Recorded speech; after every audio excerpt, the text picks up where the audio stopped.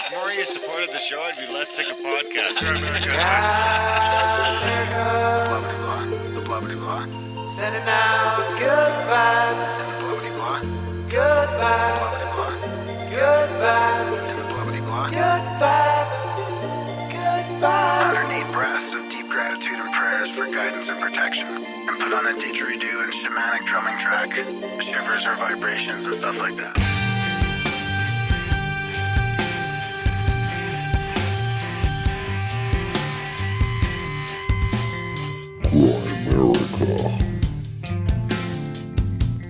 The love that they show for you, the dedication is quite astounding. I mean, I'd say it rivals No Agenda fanaticism.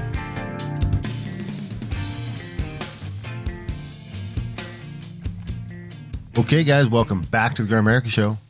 We are going to be chatting with the Podfather himself, Adam Curry, the guy who made this all possible.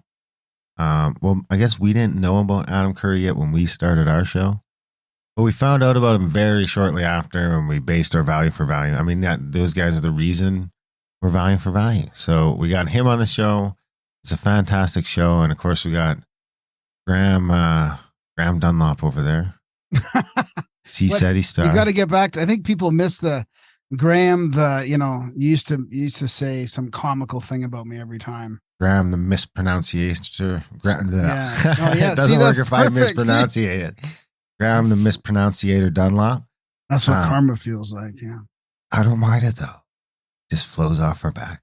So big Merry Christmas. I mean, what a Christmas week this has been for us. I mean, Adam Curry coming out on Christmas Day, Randall Carlson and Bradley Young on Christmas Eve, and on our other show, Grimerica Outlawed, where we talk about breakthrough technologies and the ranting from the skeptoids about Graham Hancock's Ancient Apocalypse show. It's Randall just rants for a while about that. It's fantastic. And then of course we get into that Malcolm Bendall's breakthrough technology for driving cars with water instead of gas. So pretty interesting stuff. And of course, No Agenda. I mean, big shout out to those guys for the shout out that we got at last episode. I've been hearing from all my friends. Oh, you had Curry on. Good. I was kind of hoping to be a surprise, but thank you to everybody supporting us over the years and sort of giving Adam and John shout outs from Grimerica. We really appreciate it. Obviously that made a big difference, right? You know, we do have a pretty good crossover community and we appreciate everybody who's listening. Yeah, and John's been willing to come on again, but we wanted to have Adam on first. So now, maybe we can start getting these guys on a little more regular. It sounds like Adam's going to come back.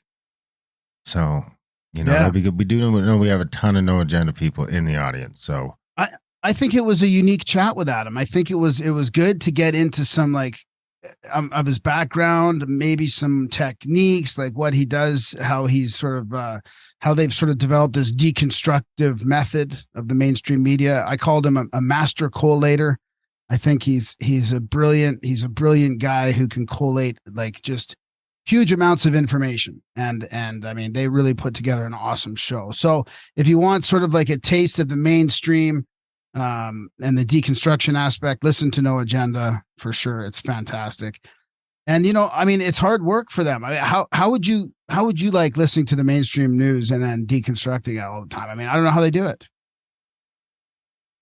They're creating value for sure. And staying positive though. I mean, I'd be fucking pulling my hair out, dude. You are pulling your hair out. I hear one little fucking clip from Dr. Teresa Tam about, her calling up Mrs. Santa Claus and I'm losing my shit. Look at your hair. I could see where you grab it. I know. I just combed it back after the bath. So Did you have salts in there? I did have salts in the bath. Yeah. Salts. And some oils. What kind of oils? Tea tree and thieves. Just to try and keep my cold away and the sinuses. I like to. I just put coconut oil once in a while. I'm comfortable with my metrosexuality, my bathing techniques. Right on. Well, we need support too. We're a value for value show, and we talk about it with Adam, of course. But maybe we haven't been talking about it enough. If you guys are getting some value from our show, this episode 580, maybe 580 podcasts, and I mean, all free. all free, all there. And the hope is that if you guys like them and they're adding some value to your drive to work or to your day at work, or maybe you're listening at the gym, wherever you're listening, we need some support. If you're getting some value from the show, you let us know. Head over to grimerica.ca/support. Make us a monthly donation is the best. If you can sign up for that monthly, or you can do the one-time donation, that's just as appreciated.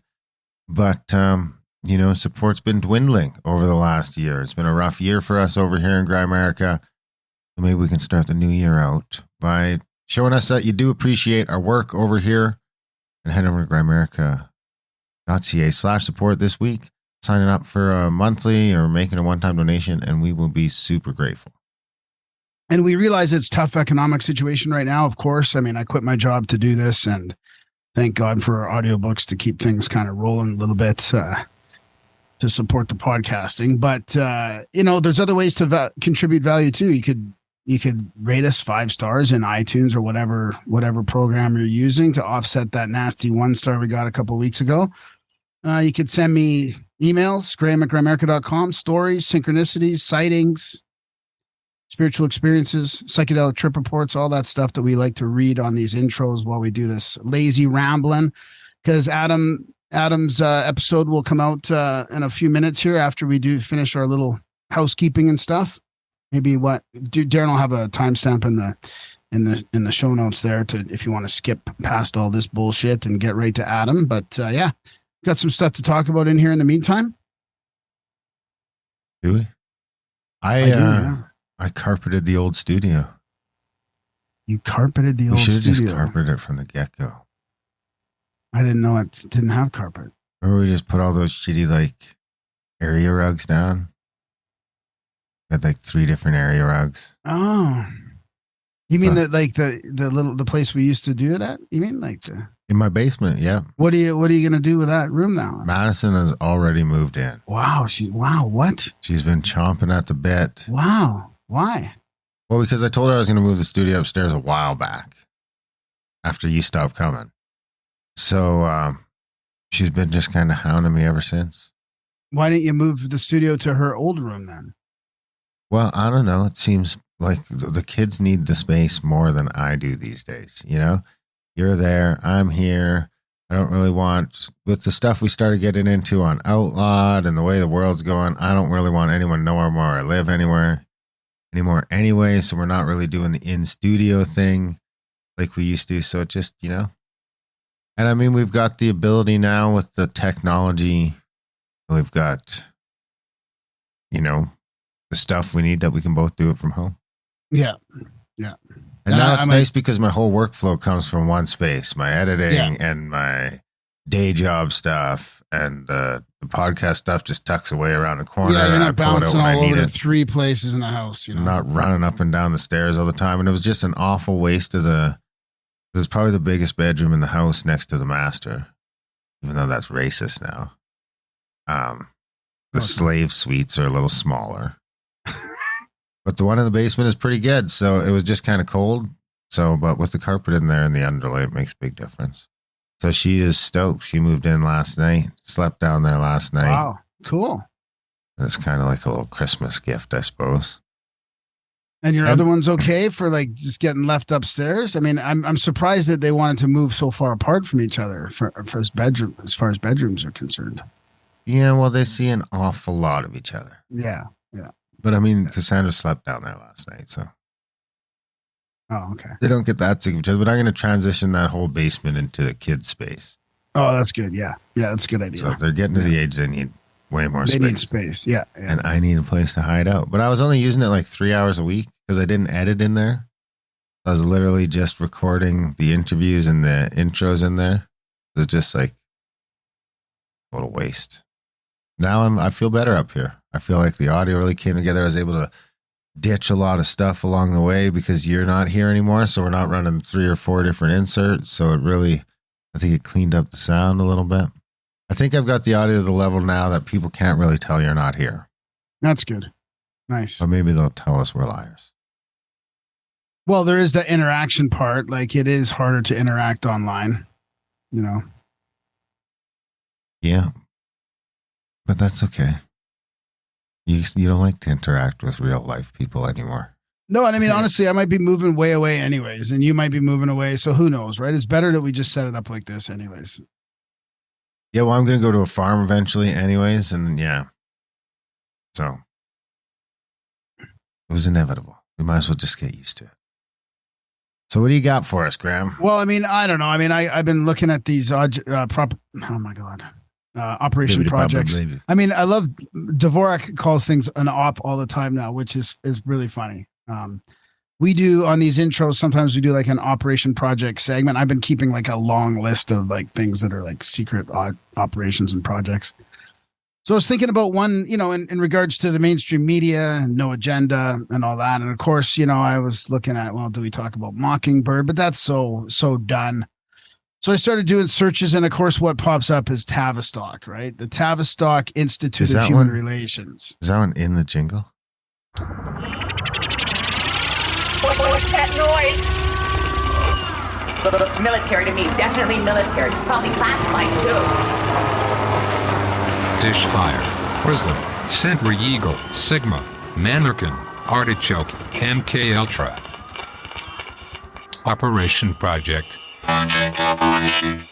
So this is going to make its way to Operation Phoenix, interestingly enough. But it starts at Operation Disclosure Official, which is a conspiracy website talking about all this stuff. Is but Phoenix the one where the shit gets trashed every 138 years? No, that's a totally different one. I mean, that's coming up on Outlawed, actually, in 2 weeks' time. It'll be out. That's with That's with Archaic's Jason Brashear is talking about the Phoenix event or the Phoenix phenomena. But this is actually an Operation Phoenix in regards to Tavistock.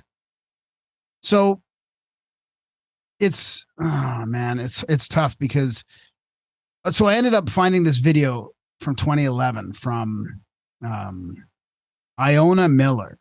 She's done all this deep work in spiritual stuff and with secret societies and the Tavistock and all this. And of course, it led me to Courtney Turner's stuff. I've got a link in the show notes for her because she's been doing a lot of work on this. And she found one of the books from the early 1900s, like a thick textbook from Tavistock. The problem with a lot of these conspiracy things is it's kind of hard to really pin them down to when they're sort of making engineering changes to our society. You know what I mean? Like even H.G. Wells' book that I read right now, it's not out in audio, but it's called The Open Conspiracy. So he talks about an open conspiracy and propaganda. But of course, both those terms, propaganda and conspiracy, meant something completely different in the early 1900s, right? Propaganda wasn't so manipulative and conspiracy wasn't so evil. He was just really using that word as in, hey, this is an open, we're getting together to change the world. And half of that stuff he talks about, I agree with. I mean, he talks about freedom and freedom of speech and expression and debate and dialogue, which obviously doesn't seem to go with what's happening nowadays. But he also does talk about, he pushes back against socialism and communism, but he also wants a connected global non-warring world. But he doesn't mention like any of these other institutions like Tavistock and all that, which is kind of interesting. I think he does mention English Royal Society and some others like that. So I'll read a little bit from this website, if you don't mind, from Operation Disclosure, which also links to Final Wake Up Call. But then I'll kind of finish it off with a couple other documents that are kind of more pointing to what's going on. So they call this thing the greatest mass mind control operation in world history. Established in 1921 by Luciferian Jesuit agents serving the Vatican, the One World Empire. The sole purpose of Tavistock then and now is to devise methods of mind control in order to socially engineer the masses and subservience and ultimate slavery. So they call it a psychological, it is a psychological warfare research center created in 1922. One of its remits was to develop ways to influence the ideologies of mass populations. The reason why I'm skeptical about saying like, you know, that putting all the blame on them is because who's them? Tavistock, like, or these types, because like who owns Tavistock? What? Never mind, I'll check. Well, go ahead. The Jesuits. I mean, well, see, the thing is that now is there a difference between the Jews and the Jesuits? I don't think so. In that context, I don't think so. But anyways. And is it a derogatory context? No, not derogatory, just factual. They own a lot of stuff. Just some Jews. Like, I don't want to get us kicked off YouTube here. These aristocrats Joe decided. Lewis owns the Tavistock Group. No, you got to be careful. There's a whole bunch of Tavistock things out there. You got to make sure you're at the Tavistock Institute. It's Tav Institute is the actual website. So it's not an investment firm? No, probably not. I don't know why you would name anything Tavistock after everything they've done in the last 100 years. But anyways, so the aristocrats decided at the death of Queen Victoria, the matriarch of the Venetian Black Guelphs, that in order to gain worldwide control, it would be necessary for its aristocratic members to go into business with the non-aristocratic but extremely powerful leaders of corporate business on a global scale. And so the doors to ultimate power were opened to what the Queen of England likes to refer to as the commoners. Further, the Institute developed a strategy of crisis creation to manipulate mass populations by sponsoring a number of sensitivity and diversity programs designed to erase a people's individuality to make them team players. And then it goes into political correctness. Political correctness is all about creating uniformity. Individuality is one of the biggest obstacles for the New World Order. They want a public that is predictable and conditioned to comply without asking questions. So Dr. Lewin at Tavistock published the theory of topological psychology, which is to this day the world's most advanced method of behavior modification, i.e. brainwashing. And then there's a quote here from the psychopath Bertrand Russell, 1872 to 1970. He stated what was needed was a world populated by docile, easily manipulated and demoralized subjects. Russell regarded mankind as being slightly above the level of cattle. He said, the social psychologists of the future will have a number of classes of school children on whom they will try different methods of producing an unshakable conviction that snow is black. And then they create these psychological shock troops. So by the end of the war, the combined influence of Tavistock and former Frankfurt School operatives had created a cadre of psychological shock troops and cultural warriors, numbering in the several thousands. Today, that network is in the several millions around the world. Key people are put into influential positions as a public-private overlay prevails in this system. They use tightly controlled mass media to induce regressive mental states, atomizing individuals and producing increased lability known as brainwashing. In other words, creating passivity by fostering alienation. So, I mean, it really is like, it's fascinating because it seems to really make a lot of sense. But I mean, it's hard to point to, like, you know what I mean? Like exact things that they do. I don't know. Do they hide it well, or are we just, I don't know. Anyways, here's a quote from Huxley to Orwell. Within the next generation, I believe that the world's leaders will discover that infant conditioning and narco-hypnosis are more efficient as instruments of government than clubs and prisons, and that the lust for power can be just as completely satisfied by suggesting people into their loving servitude as by flogging them and kicking them into obedience. There you have it. I mean, they only make, I looked at the website, the current website, and they only get like 2.5 million revenue from charities every year. Like they're not a huge institute anymore. And I think what they've done is they've obviously had to pare all this down. Like they've probably created, networks and networks upon other sort of NGOs and charities that do a lot of this work. I mean, that's one of the topics I want to do a real deep dive on our show is charities, NGOs, and nonprofits, Are we allowed to do that? I think those are the new secret societies, in the old days, they were meeting on the street in secret societies and reading rooms and all this. And now it's just in these open sort of non-governmental organizations, or like, I think it was Adam that said on last No Agenda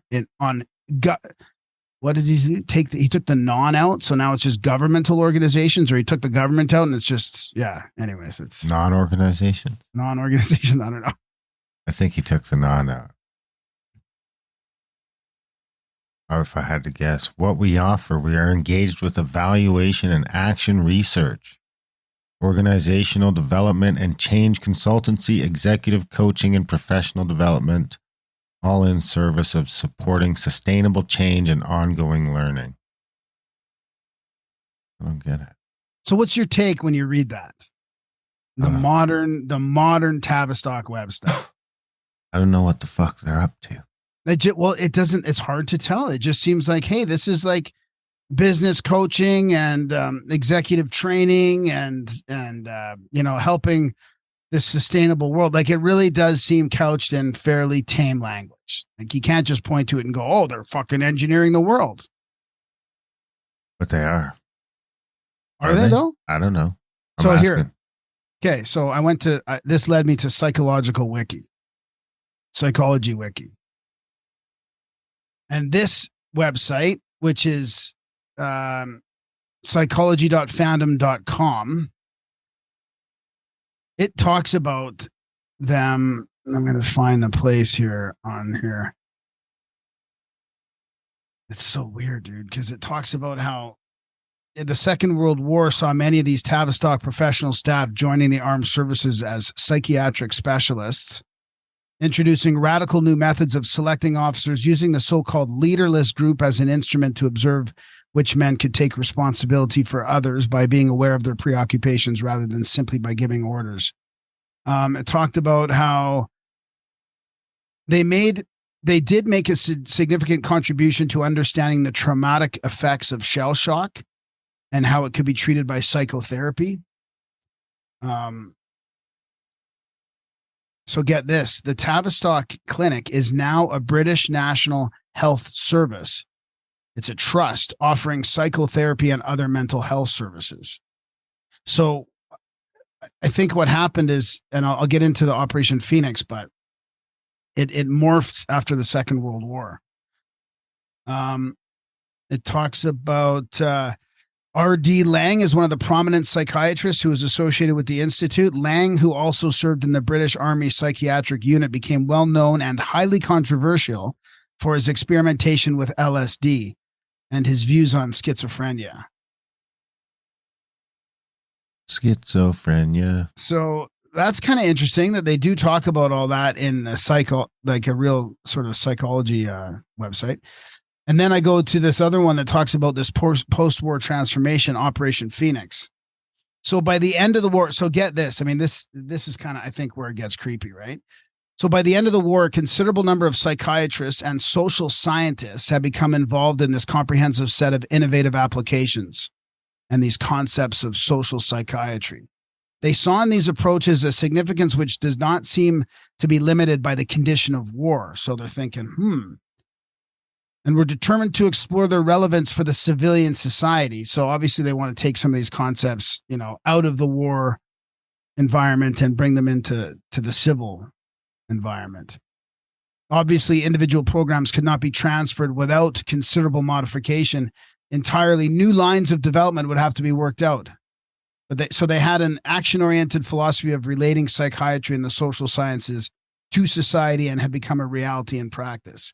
So this event signified the social engagement of social science. And what they did is they transformed afterwards with Operation Phoenix.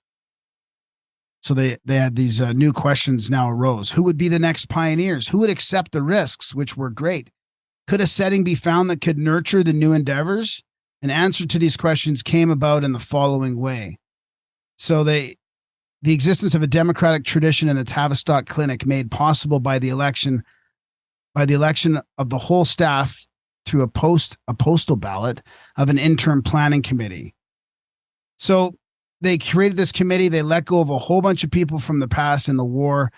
And in the autumn of 45, to work out a redefinition of the clinic's mission in light of the experiences gained during the war. So they actually started up based on Rockefeller grants. So this is where the interesting part comes in. Of the Tavistock Institute of Human Relations. So Rockefeller is involved in this project, Operation Phoenix. So then, of course, it led me to this book that I wanted to do on audio for a long time. I've been talking to you about. I think you and I looked at it for a while. It was from John Coleman, called the Tavistock Institute of Human Relations. he's one of the foremost sort of researchers and authors on this. I think he passed away a few years ago. Is But he he's the same talking guy about as the Weather Channel guy? No, I don't think so. No, that's you're thinking of Patrick. I think Patrick Moore, maybe. No, that was the Greenpeace guy. Yeah, No, it's not the same guy.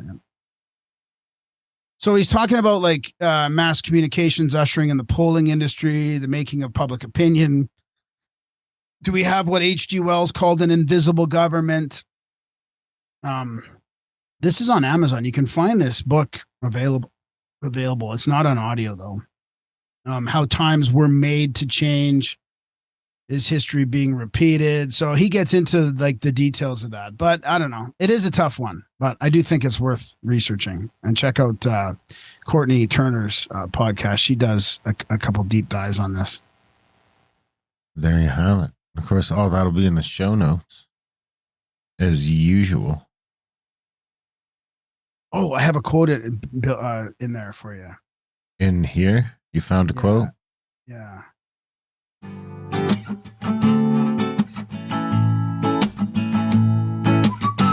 It's the profound quote of the week. Darren, can you guess it? It's the profound quote of the week. Can you guess the human who spoke it or wrote it down? I'm not sure if this is two quotes or one quote. Can you turn that buzzing thing off for a sec? Same person. So I'll put them both together. Whether in the sphere of politics or business, in our social conduct or our ethical thinking, we are dominated by the small number of persons who understand the mental processes and social patterns of the masses. They pull the wires which control the public mind, harness old social forces, and contrive new ways to bind and guide the world. Brzezinski? No, Damn it. it's close. Starts with a B. Was who's the propaganda guy? Yeah. Bernays? Yeah. Here's another one for you. I think you know who this is, though. The individual comes face to face with a conspiracy so monstrous he cannot believe it exists. The American mind has not come to a realization of the evil which has been introduced into our midst. It rejects even the assumption that human creatures could espouse a philosophy which must ultimately destroy all that is good and decent. FDR. No. He said that, I think last time I did this quote for you, he said that. Hoover. Right. FBI guy. He ran Yeah, the FBI for 37 years. Was it 37? Oh my God. Yeah, I think they introduced term limits because of him. I wonder what he would have thought of the FBI being so involved in Twitter and Facebook and all that these days. I mean, is that his legacy or do you think? I don't know. Dude was a dirty motherfucker. I bet you was up to all sorts of shady shit. You don't think so? Where the hell? Yeah, I mean, I guess so, but I just don't see it as maybe I'm just I can't see it being as politicized as it is now, like as partisan. I mean, it was just secretly partisan. I there guess, is no partisan though. It's all the same team. It's a uniparty. It's a uniparty that's just trying to fool us.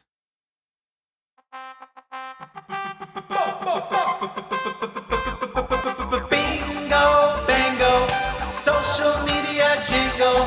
Don't forget to rate, comment, and or subscribe to the Grimerica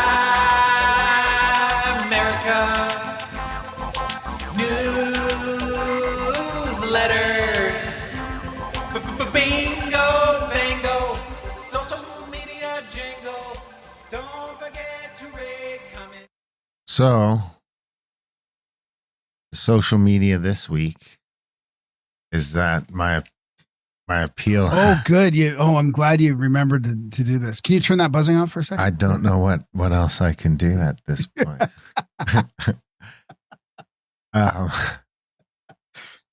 unplugged everything. I've unplugged it. I've turned it down. My appeal has been. Elon answered my appeal Elon with a. He's rejected it. Spoiler alert. Oh my god.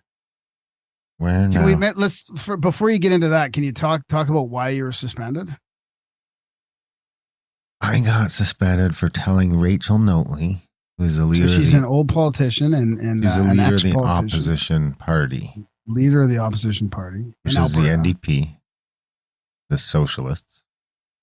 That if she kept she was going to keep getting booster shots. And then I said, until you stroke out. And that was the one. They sent it back to me and said that I was inciting hate speech. So I'm just looking for I had a picture of here it is here. Hello, Grimerica. Your account has been suspended and will not be restored because it was found to be violating the Twitter terms of service. Specifically, the Twitter rules against participating in targeted abuse. In order to ensure that people feel safe expressing diverse opinions, except my opinions, and beliefs on our platform, we do not tolerate abusive behavior. This includes inciting other people to engage in the targeted harassment. You weren't. This is all bullshit. I mean, you're trying to save her life. Yeah, well, I mean, maybe they took a forensic look at my history. Is all I can think of. So, of course, I did have the burner. I had made another account from a different phone because Elon had blocked my phone from making new accounts. And everything was going fine over there. And then they got me. Can you, here's an idea. Can you tell him you're BIPOC? Can you send him your Indian card? I mean, like Adam said on the No Agenda show there, he's like, yeah, you get away with all kinds of stuff. So here we go. Hello. You can't do that? You can't do that? So you can't say I'm an Indian. I can't do hate speech. I'm an Indian. They ain't gonna help me. Maybe can black people get kicked off of Twitter? I think they can. So I made the Grimerican account. And here's the thing. I might have said something notely. But I specifically on your Grimerican too. You know what somebody said to us? He's like, don't engage the politicians. Like, just don't engage the politicians. Pretty tame this time. You know? I was like, because I know. So I'm just like, I kept it super tame. Like nothing worse than everyone else was saying. And I got this. Hello, Grimericano. Your account has been suspended and will not be restored because it was found to be violating the Twitter terms of service. Specifically, the Twitter rules against managing multiple Twitter accounts for abusive purposes. You can learn more about our rules, blah, blah, blah, blah. Please note that creating new accounts to evade this suspension will also go against the Twitter rules and result in additional account suspensions. And I made that from a different phone with a different phone number and a different SIM card and the whole 9 yards. So I don't know what they're tracking or how they're tracking it. Or if they just went because my name was Darren. Well, I mean, do you have email? Do you have emails and stuff in there? Or like, no, I got a bunch of emails. Yeah, so you're just using completely different stuff. And dude, they nuked all my accounts. The Canadian Shame account gone.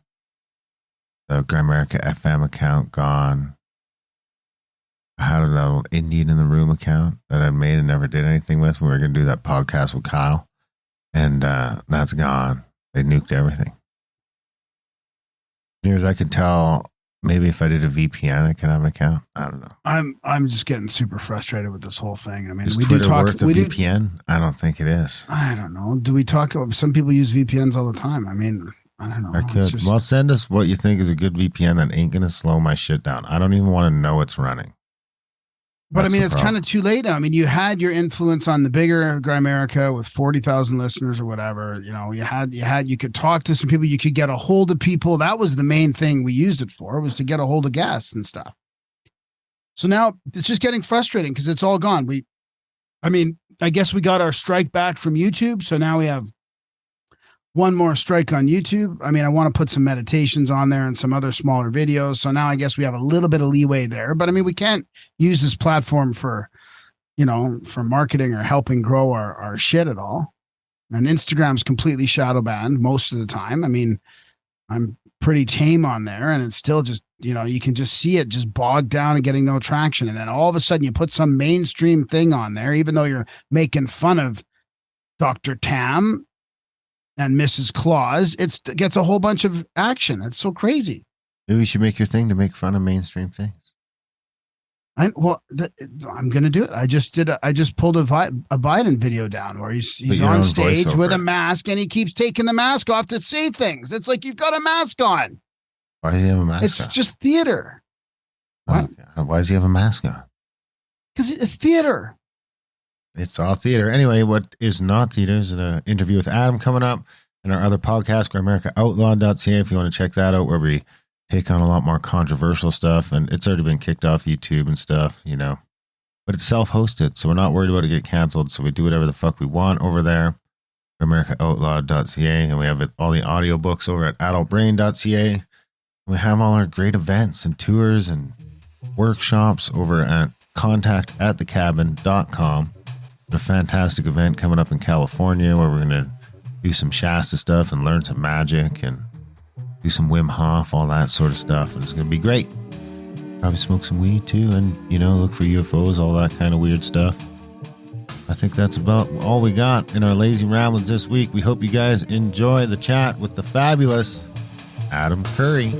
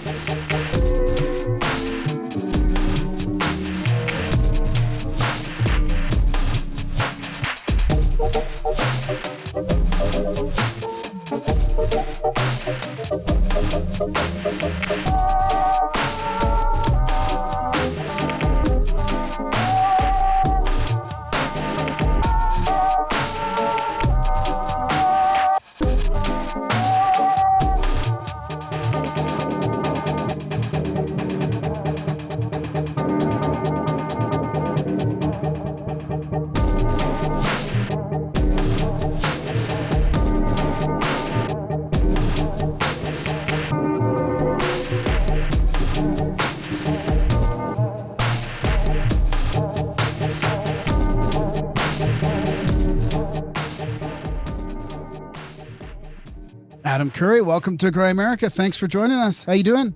I am full of remorse and shame and just feeling low that it has taken, what is it, 8 years? I'm going to say 7. No, how many years has it been? Oh, geez. Maybe 5 or 6. I have been beaten to shit by so many people and yelled at, and it has nothing to do with any. Look, I have no excuse. I have no excuse. I should have been here a long time ago, and I'm very, very happy. No, dude. I can imagine how busy you are. I get lost in the schedule sometimes too, and I can't imagine how. No. But you have to understand, it's not just your people that give me shit. It's my people that give me shit. It's our people that give me shit. Yeah. So, and I just feel like a shitheel. So here I am. Gentlemen, right, I'm so happy to be here. No, that's awesome, dude. I mean, I was getting to the point, I was like, look, don't bug Adam. I don't want him bugged. Don't bug him. I'll take care of it. Me and Adam are in communication. Don't worry about it. He'll come on one day. Look, on this very show, the absolute world premiere of my temporary teeth. Oh, yeah. Nice. Nice chomper. Yeah, baby. Yeah, you know what? They didn't sound. It sounds very good. It sounds very normal. I have a couple of issues, because these are temporary. So there's a bridge, and it's all, it's basically, we went for the best sound that I could produce, and that's not, some plate you put in your mouth. Yeah. That's got to be some other thing. TH comes out a little weird still, and there's a little more lip smacking happen. And Dvorak pointed out the other day, "Oh, your lip smacking is back." Hey, thanks, man. Yeah.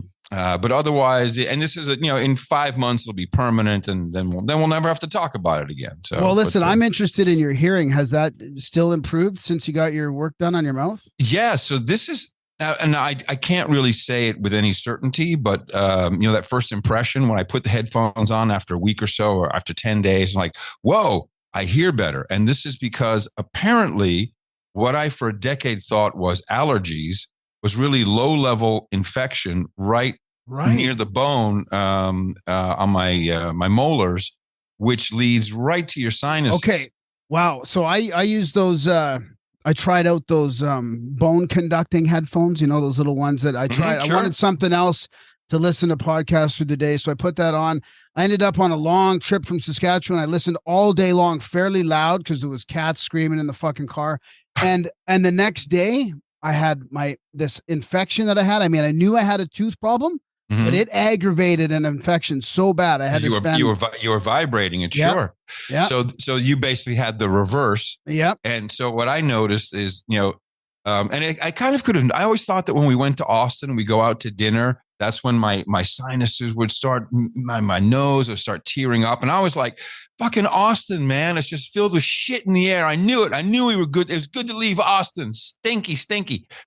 That is true, but it turns out that it's really just I would be chewing on a great meal and yapping away and whatever. And so that would aggravate this a little bit more. And that would kick it off because now I have almost nothing. Wow. Except when I eat, because now, I'm gumming it here and there. It's a mess. I don't want to talk about it too much, but so the hearing is part of the same system.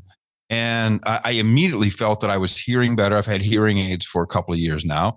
But I don't wear the hearing aids when I wear the headphones. I just crank it up to 11 plus.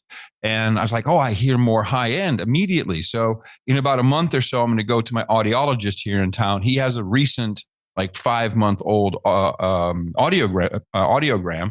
So we'll overlay it and we'll see if it really got any better or not. And I think it did. It's amazing how that stuff's connected. Yeah. How did you find out about that? Because I had random allergies kick in it was been a long time now, 15 years ago, I had random allergies kick in, and I'm on those antihistamine pills constantly. Well, I didn't know it until they did this CT scan of me, and the technology these days is pretty amazing, the stuff they do. I mean, I have never really known the inside of a doctor's office, or a dentist's office, sure, but not at a surgical level. And so they put you in this scanner. And it's kind of it's very futuristic because you see in a mirror right there, you see the red line here. And then you got to hold on the two hand grips, lean back a little bit.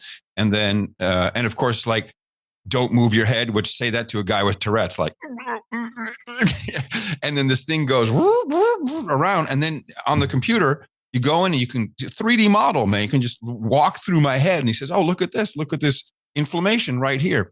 My periodontist, Mitch, he says, man, you have no idea. We find so much tooth infection that affects people's sinuses that they never knew about. It's crazy. It's all low level stuff. So you never know, Darren. Maybe that's part of your issue. You can certainly have one of those scans done. You blast it out with antibiotics or no? That I don't know. Well, we might be able to in Canada, but it might take 3-year wait. Oh my God. And then they might just offer, they might say, look, this is looking pretty bad. You might want to just kill yourself. We can help you with that. But I can send you some amoxicillin. I got some left over. That's no problem.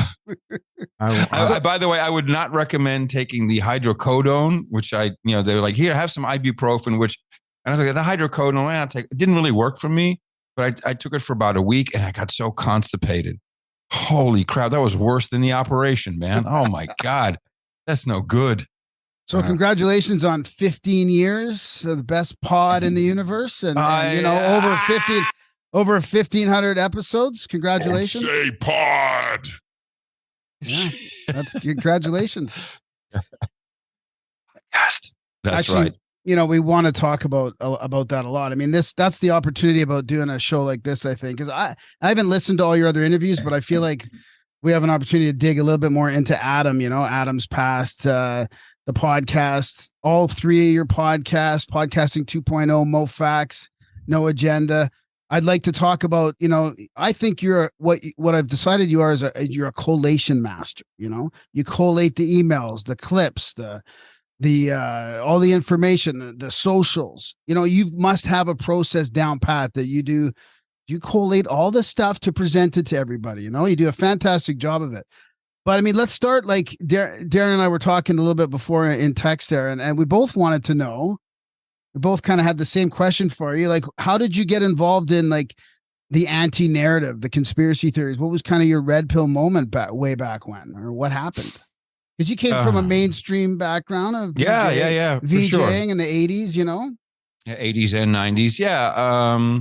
Well, first of all, I around 94, I kind of left mainstream altogether and started a company called OnRamp, which I thought there was going to be some. If I left MTV and started this company, I was already doing some radio stuff, a syndicated radio show, nationally syndicated, and I felt that the internet was just something was going to happen there, and no matter I had a little bit of money saved up, I knew I could last for at least a year trying something. And, within 2 years, I took my company public and we were building websites for some of the biggest brands and companies in the world, like Reebok and Anheuser-Busch, Visa, Casio, insane experiences. So all of a sudden I was a business guy and I was wearing suits and I was doing quarterly meetings with Wall Street analysts. It was quite insane. Then podcasting, that was such a logical thing for me to kind of put together. And you're right. I am, in a way, I'm a content aggregator. I'm a pattern recognition guy, if anything. I think I would say my gift is picking the hits, whether it's a song, whether it's a technology, whether it's a news story, whether it's a person. I think I can pick the hits. I picked the Pope. I was pretty proud of that one. That was a good one. I don't know if I can do it again, but that was a good one that time. Is that clip of him, of Biden calling the Pope an African-American basketball player, is that real or is that fake? I haven't seen this. Which clip is this? I will send it to you after the show. It's is that an old clip? It's new to me. I think John played this. I think the president is confused. I think it's just confused. I've never seen anything like it. He's just like, you're the famous African-American basketball player. Right. He said that to the Pope. Yeah, no, that seems real, but I think we're missing some context and we may have missed the beginning. There's so many of these that go around. Like I saw one the other day where the CEO of Pfizer is saying, we can't wait to reduce the population by 50%. If you go back and I caught this one, but it never made it to our show. I caught it. I was like, hold on a second, go back, watch the original. What he's really saying is we hope to reduce vaccine hesitancy amongst people by 50%. So that kind of stuff gets done all the time. But anyway, to my red pill moment. So I now started. So podcasting had launched. It was in Apple. I started a company in San Francisco called Podshow, and did it. Steve Jobs connected me directly to Sequoia Capital and Kleiner Perkins, and so we raised a lot of money and built something that never really worked. So the first red pill moment for me was, wow, I can't change advertising. This whole world sucks. But then at the same time, something else happened. A book came out. No, two things. Because I was going back and forth. I was living in London and kind of in San Francisco, half and half. So this like 2004, 2005 kind of thing, or 3 or 4? 4 or 5. Yeah, 4 or 5. Okay. And the Lisbon Treaty, which was supposed to be the kind of like the constitution of the European Union, had been rejected by, I think, the Netherlands and Ireland. And they just said, no, we're not going to sign it. And, without all 27 member states signing, then you have no treaty. So even though they basically the elites just went and said, well, you did it wrong, Ireland, vote again. And then Ireland voted again and they voted yes. And then the Netherlands, the same thing. I was like, wow. And so I'm starting to read this stuff. And it was because I saw the whole marketing campaign. You won't need a passport to go to other countries. We'll all have the same money. And I was reading here and there people saying, wow, man, you have no idea what it means to change money. And of course, you had the Netherlands with the guilder, the French franc, the Deutschmark, the Swiss franc, all these different, very close. You can drive from one country to the next very easily. The Belgian franc. And that's basically the Netherlands and Belgium is so integrated that they had two different kinds of money. It was interesting. So I started reading about this Lisbon Treaty. It's like, well, what's going on with this? Just out of interest more than anything, because you could get it on the internet. This was pretty early days still, but you could get that stuff. And I'm like, this is completely different. from what they're selling to us. This is quite a big deal. And there's talk about human rights. You know, there was this one thing in the protocols, which is like kind of like it's like the amendments, but the ones you're not supposed to see.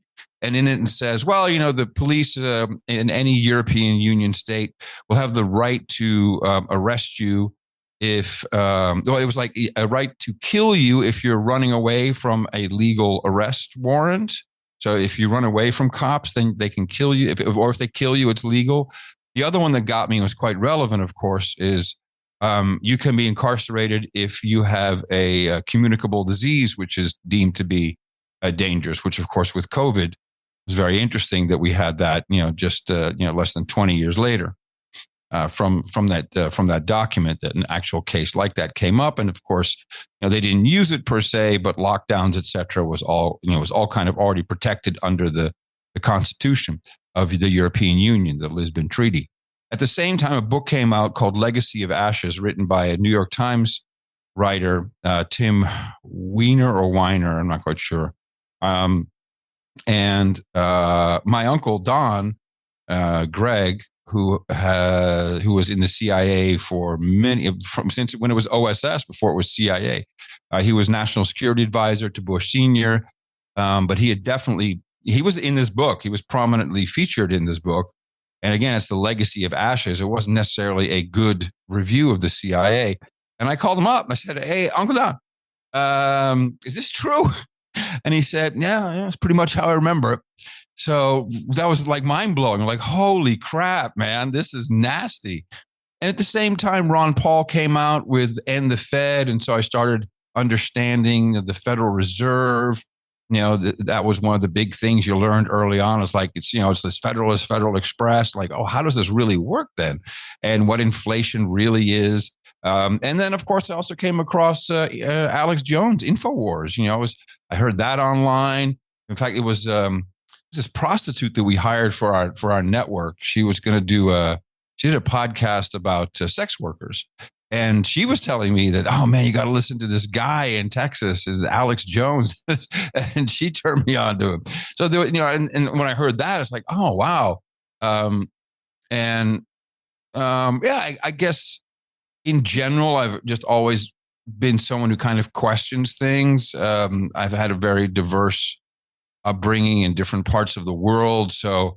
When I entered Dutch school in 5th grade and spoke very little Dutch, was kind of traumatic. But the thing that was super weird is the teacher was talking about the United States and said, the United States, as we know, has 52 states, Adam.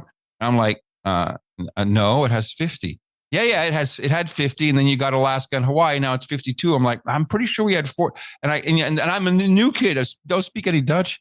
I called the embassy, recorded it on my little cassette, plus play and record at the same time. How many states? And that woman, hold on, let me go ask.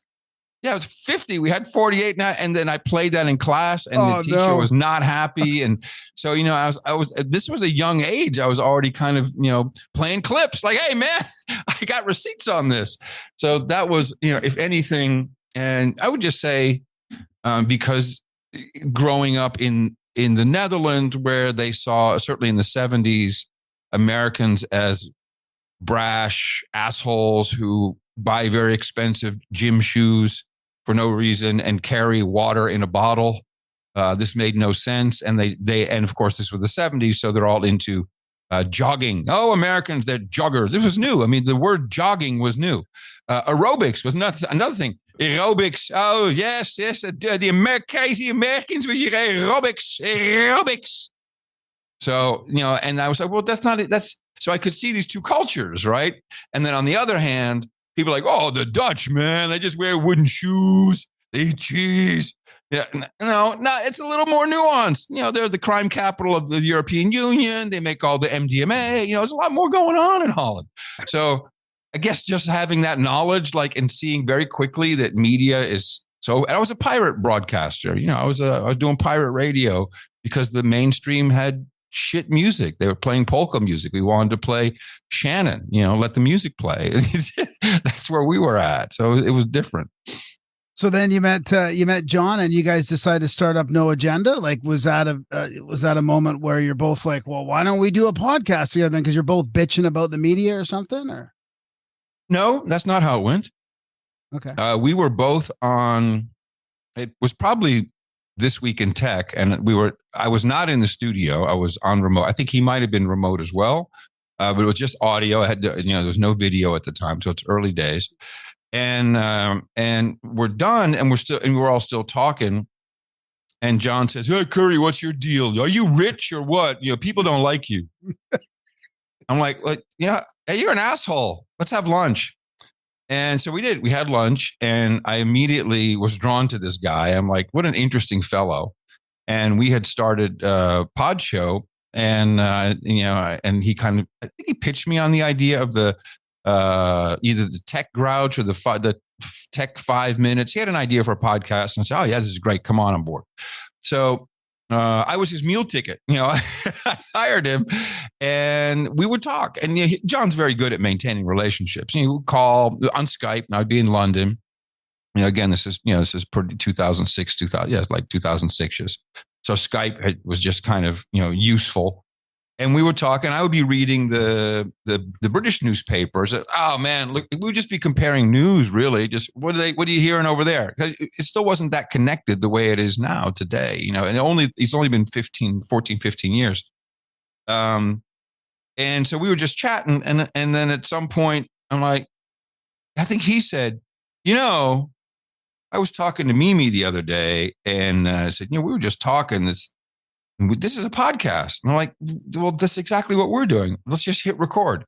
And so the first show was, and I said, we'll just call it No Agenda, because we have no agenda, nothing.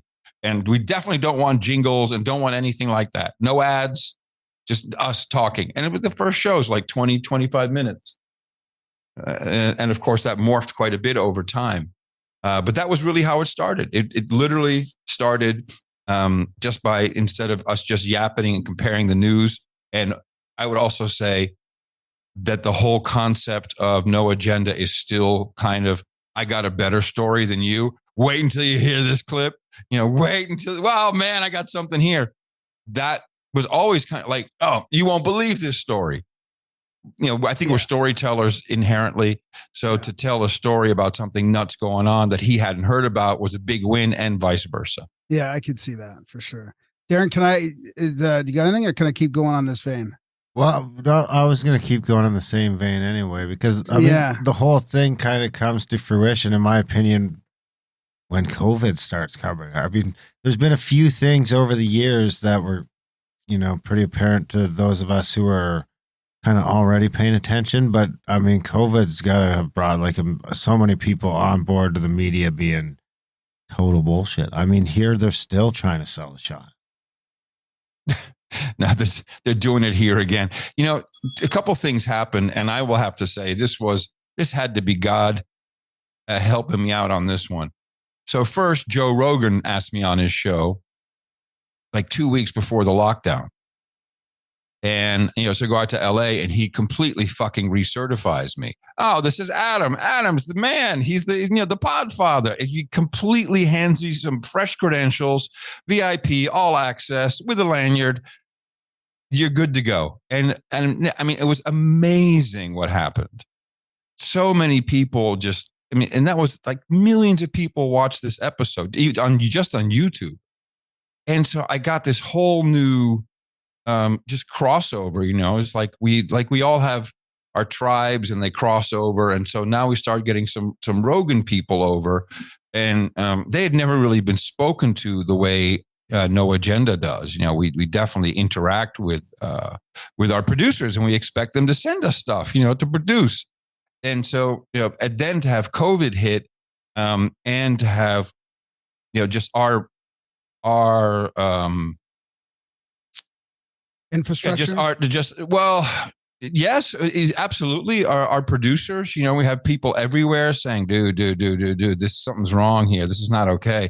We have doctors, nurses, ambulance drivers, cops, firemen, soldiers, you name it. We have everybody, and they're all starting to send stuff. And when the statisticians and chart nerds came out and said, dude, what is going on here? That was like within week 2 or 3 of these presentations, and Burks and her bull crap. Now we already knew quite a bit about computer modeling with climate change. I'm sorry, global warming. I'm sorry, global cooling, because we've been around long enough that we know, that there's a lot of bullshit in there. And so when that started popping up so soon, I mean, that was just for us like, okay, good.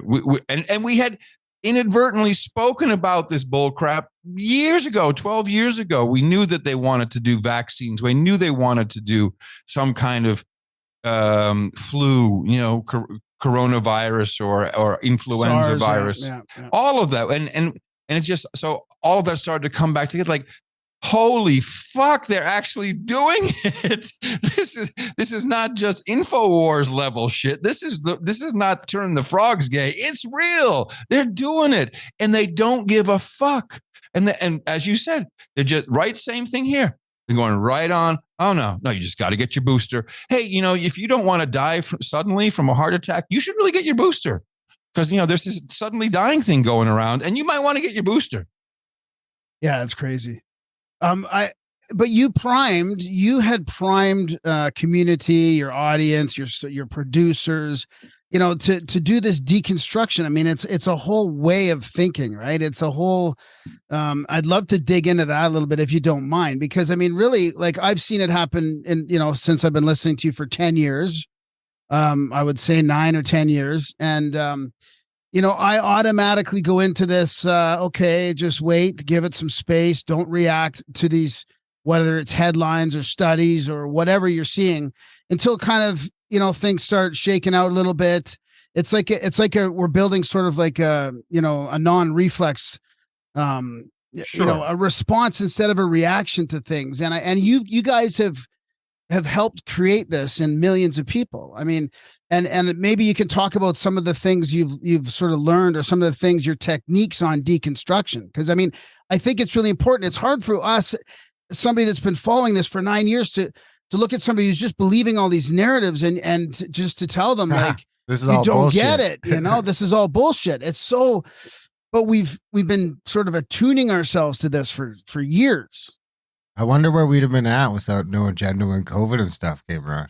We probably would have still thought it was bullshit. Dead. No, you'd be dead. Well, we were prepped by there is an overlap with the mysteries that we talk about, the UFOs, the consciousness, because there's been a war on consciousness as well, right? The materialists have sort of like pushed all this stuff away and said, oh, that's all pseudoscience. And it's like, no, it's not pseudoscience. People are having legitimate experiences.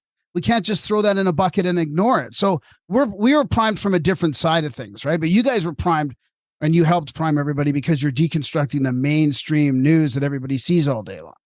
Well, okay, hold on a second. Let me just tell Dvorak that I'm doing your show because we rarely talk, but we're going to do one thing today, interestingly enough. I was going to try and ambush you with him in here, actually. No, I was going to try and ambush him and like have you in here. I was going to be like, what would it be like if they didn't know that each other were both coming on the show? So first of all, we have a tremendous advantage because we've both worked in real mainstream. We've seen it all: radio, television, newspapers, magazines. Between the two of us, we've done it all. We've seen it all. We know the tricks. We know the bullshit. We know how it works. We know the milieu. We know how how you just kind of go along with things. And I will also say that at No Agenda, you come for the deconstruction, but you stay for the stories because you really understand media deconstruction when I tell the story how Michael Jackson forced us all to say Michael Jackson, the king of pop, and how that was a deal and what was behind that. And so when you hear all these things, that's our base layer. So we just already understand that. When we say, oh, here's how they evaluate women, and we go into our, all right, baby, turn around so we can tell it. I mean, that's the truth. We know that this is how it works. So that's one. Two, we are generalists. We do know enough about a lot of things to be able to speak about them. But we have, and this kind of is a different influence. Dave Weiner, who created podcasting with me together, based upon his technology. He always talked about sources going direct, and he's always had this dream of how he would like a news organization to run. And, he's always tried to change the New York Times into a better publication. And that idea of sources go direct has kind of always stuck in my mind, because ultimately everybody is an expert about something. And the worst thing that everyone has probably gone through is when you read an interview, an article, or see a 60 Minutes piece about that one thing that you actually know something about. You're usually sitting there going, yeah, but that's bullshit. Oh, no, you misunderstood that. That's not how that works. And then you have to think, and there's a term for this, I forget what it is, that if they're wrong about this one thing that I actually know something about, how wrong are they going to be about everything else? And of course, the answer is pretty much the same. So when we were able to have not just ventilator operators, but trainers, people who train people to operate ventilators, talk to us and say, oh my God, this is so wrong. We're killing people. There's no reason to be doing this. That's when I'm going to take that as gospel. That's the truth. When I have nurses telling me, we're not marking stuff, or we are marking stuff, or you're told not to do certain things, I'm going to take that as the truth. And these are the people on the ground. And the same goes for military in any given place around the world.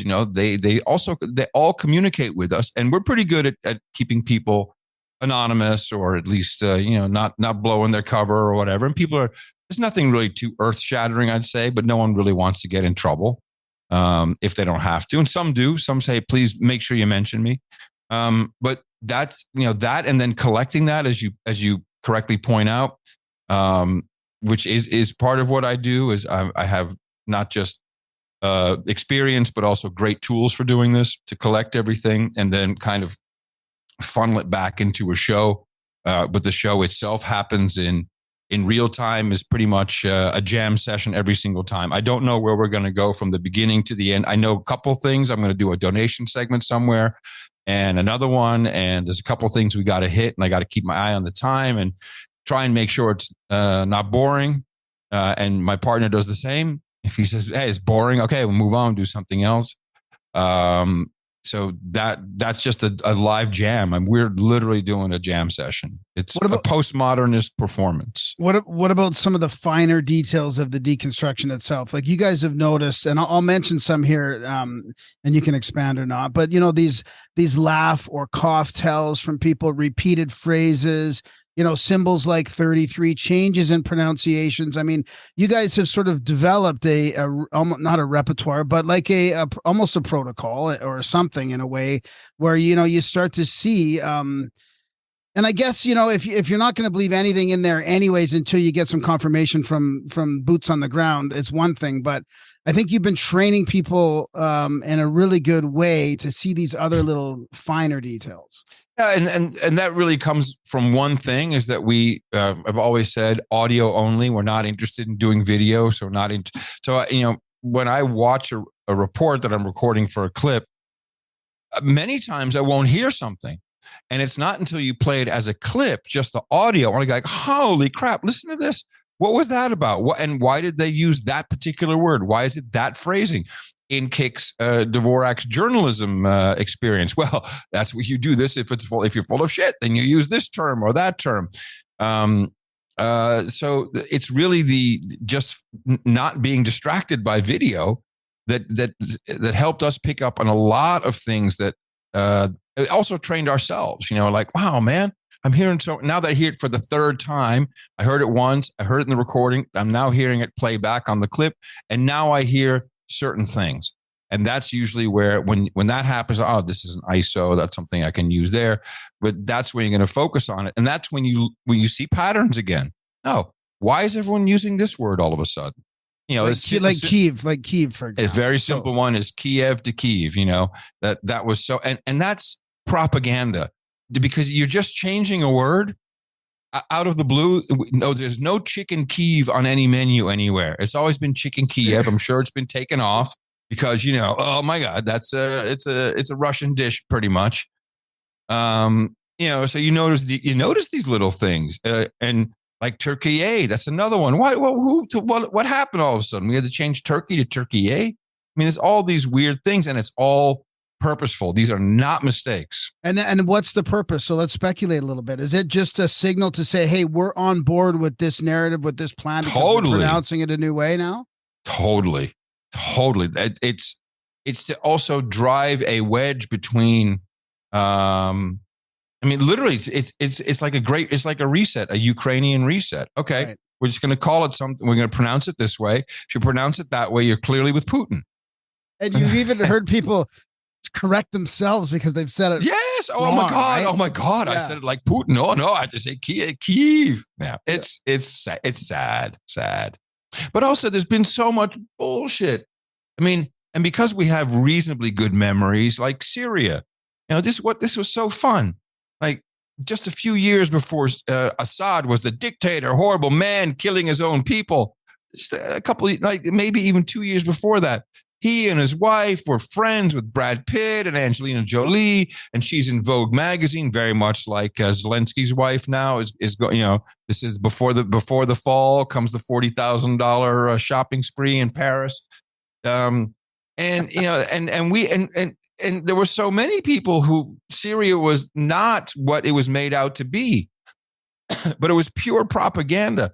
And actually, it was also because Russia is in Syria. That was part of the problem. It's like we have a bunch of assholes running things in our world who have a hard-on for fucking Russia. And I'm sick of it. I'm so my own family who are sycophants from the 60s and 70s, basically.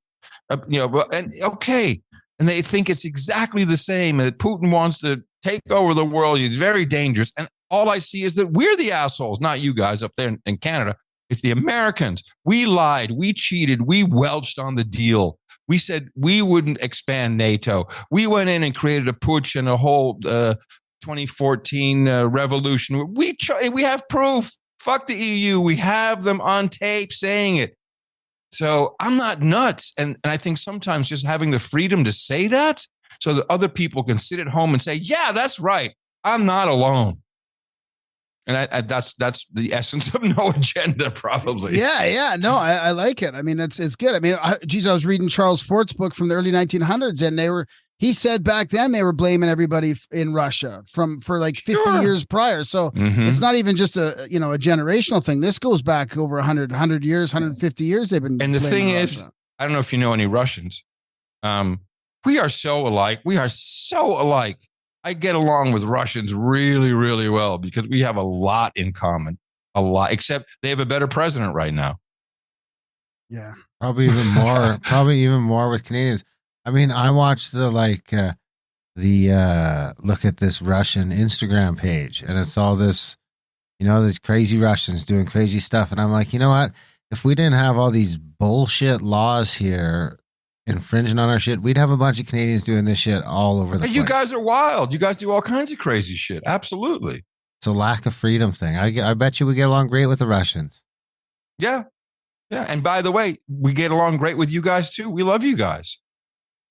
Well, then open up your get borders. Along great with just about everybody. Oh no! Tell me about it. You don't love us that much. My daughter, my future son-in-law can't come in. My daughter can, but she can't travel with her fiance. Oh, no. If you're not vaccinated, boosted, and jabbed up the ass, you can't enter the United States. I know. It's horrible. It's despicable. I think it's the last country We're the only Earth. country left. Yeah. I know. And then January 6th is going to be like, well, we'll review it again. Fuck that. Really makes me mad. It really makes me mad. Well, the good thing is your border guards in the smaller places don't give a shit. They don't ask. Most of the time, they don't ask. If they do ask, they don't need to see anything. So they asked last time. Yeah, he was just like, y'all are vaccinated. He was like, y'all are vaccinated, right?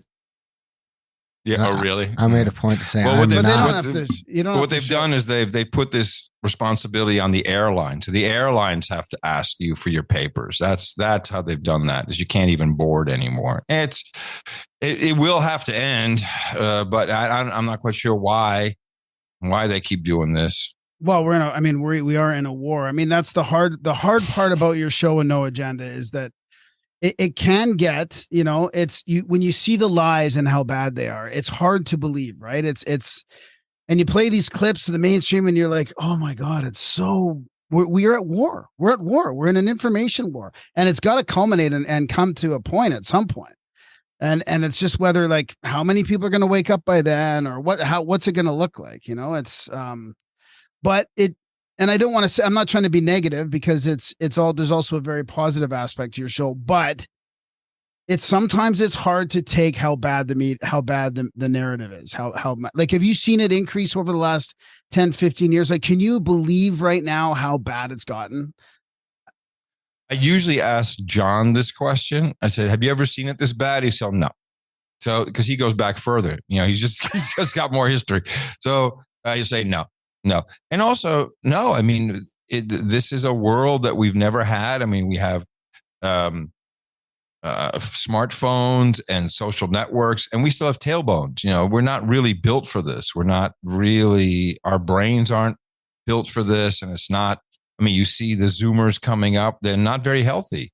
There's all kinds of issues, not just with mental health, with the triggering constant dopamine rushes, but literal health. I mean, people are tricked into eating fake food. And if you're not eating protein, good, healthy, like I believe in animal protein, that's going to affect your brain too. You need protein everywhere.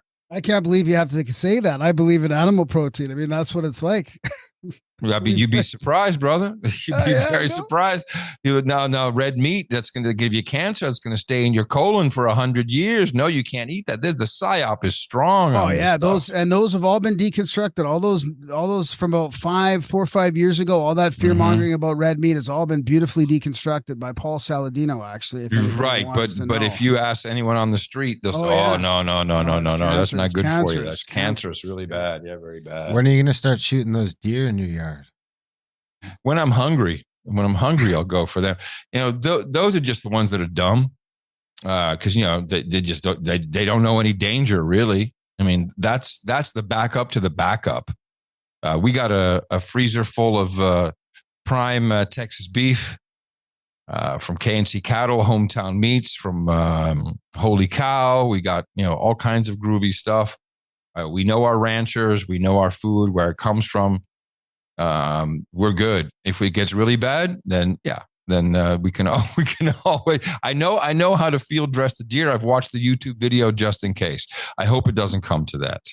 Do you think it is? Like, do you think it's going to get that bad? Where do you think this is headed? I mean, where do you think? Because here's the thing. I would have said that's crazy like a couple of years ago, but even at the start of COVID, I was like, nah, this is going to be over in like a month, man. This is just like the trial run. This ain't the. But they just put the pedal to the fucking metal. Mm-hmm. Well, it kind of depends. Right now, depending on what I think, for some reason, 2027 is popping up now as some new year where stuff is going to happen.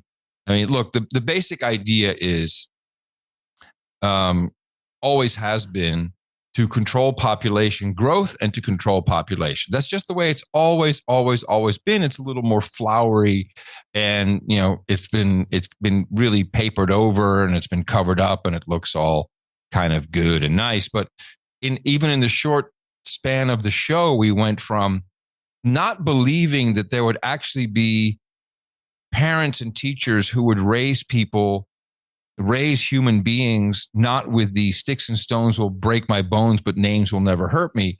That changed to, you're bullying me. We saw this happen within 9 or 10 years. You're bullying me. That's hate speech. And now we have hate crimes and hate law, which is, completely undefinable, but still we have them. So if you commit a crime and you said, you said something bigoted while you were doing it, or it's a bigoted crime, then it's a hate crime, then it's more severe for some reason. I mean, but we saw this going from words that will never hurt me to, you hurt my feelings, you're a bad person. And that flipped on a dime, and it kind of came together with whatever was happening in academia, which of course no one paid attention to, because that was my generation. We were, in the 80s and 90s, we were having fun, making money, career, school board. That's for some loser who couldn't get a better gig. I'm not interested in city council. And then all of a sudden you wake up, and now these people are running your life, and they're determining who gets to stay open, who gets to lock down. So big wake up call there. if we don't have enough people, and I think you need about 35%, I think, to convince, whatever 20% is left, so you can get the 55%, so you can tell the other people they're full of shit. I'm not sure if we can get there. I'm also not sure that most people will notice. I mean, we're in a food starvation right now, but it's not that we don't have food. We have stuff that looks like food. What we don't have is actual food in the packaging that we're eating. And with inflation now, we've gone towards a form of shrinkflation where they're literally replacing foods with fake things just to keep the brand going and sell us something that we think is good for us. This is killing people. This is starving people. This is making 47% of Americans, young Americans, children, obese and pre-diabetic, if not diabetic. So they're doing a good job on the killing and at least reducing the population. We've got lots of people very, very excited about abortion. So that's great. We're keeping the population in check. That's what they want. But then to really control the population, it's as clear as day to me as that is to Dvorak, who doesn't believe it. The central bank digital currency is the only way for them to go. They are jacked about it. They love it.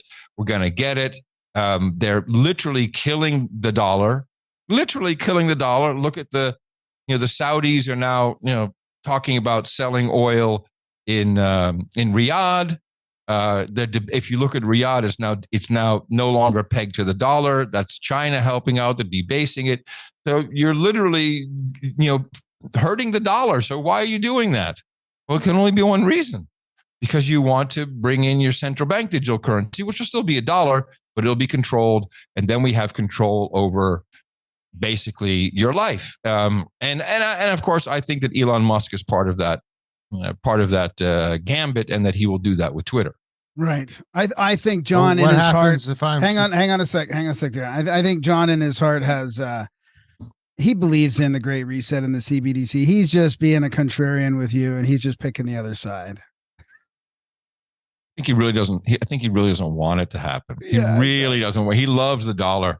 He really doesn't want the dollar to get screwed over. He just can't. He can't understand that. And the same thing with Trump.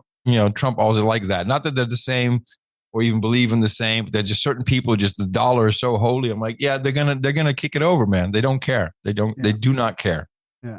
And a dollar is really not a dollar. It's just a ledger now. It's just a multiple ledgers of crap. Yeah. What's that, Darren? What happens if I'm permanently suspended from Twitter, from Elon's Twitter specifically? Does that mean I don't get a digital ID? What happens? No, I mean, I think he's kind of far off. There's still 4 or 5 years maybe, but what I see Elon doing is okay. So in order to have the full picture, you have to have digital ID. And a lot of companies, a lot of governments, everyone wants to do the digital ID. We have the Real ID here. We have, Oracle wants to do it. IBM wants to do it. Microsoft wants to do it. Everybody, Apple has a version of it already. Everybody wants to be the ultimate digital ID provider. And then you have the payment provider. So and there's 100,000 of those. But if you have 2 in one go, and you can trick people into payment authentication, which is what your Twitter Blue is. Now you're talking. So once you actually are authenticated with payment, now you're ready for the central bank digital currency life. Now, will that only be Twitter? Maybe not, but all I see is Elon Musk building businesses that are based upon government, either subsidies or direct payments. So, he doesn't seem to be interested in advertising. He does seem to be very interested in becoming a payment processor and authenticating people. So I'm just going with what I see. And eventually, Darren, I of course am not going to payment authenticate myself. And we'll see if we can live on Bitcoin or whatever else we choose to do. That is my plan, by the way. I will not become some authenticated blue check mark. That's kind of where I'm at too. I suppose it almost seems like that vaccine gave us some clear lines on who's going to be a problem. This is also true. we're definitely marked. We're marked as problem children, no matter what, for sure. Darren, did you say you told the border guard you weren't jabbed Yes. this time around? And what did he say? Well, he already knew I was an Indian. So it's, and you just So said he you went to pulled say your something. Indian card and that's it. And- Yeah, I used my Indian card. Yeah. He was like, he laughed is what he did. Your idiot card? His Indian Oh, card. Indian card. Yeah. We still call them Indians around here. Oh, you're indigenous? Yeah, he's Indigenous peoples? I'm He's an First indigenous Nations, person. yeah. I'm a POC. Oh, yeah, you're not. Just a pock. You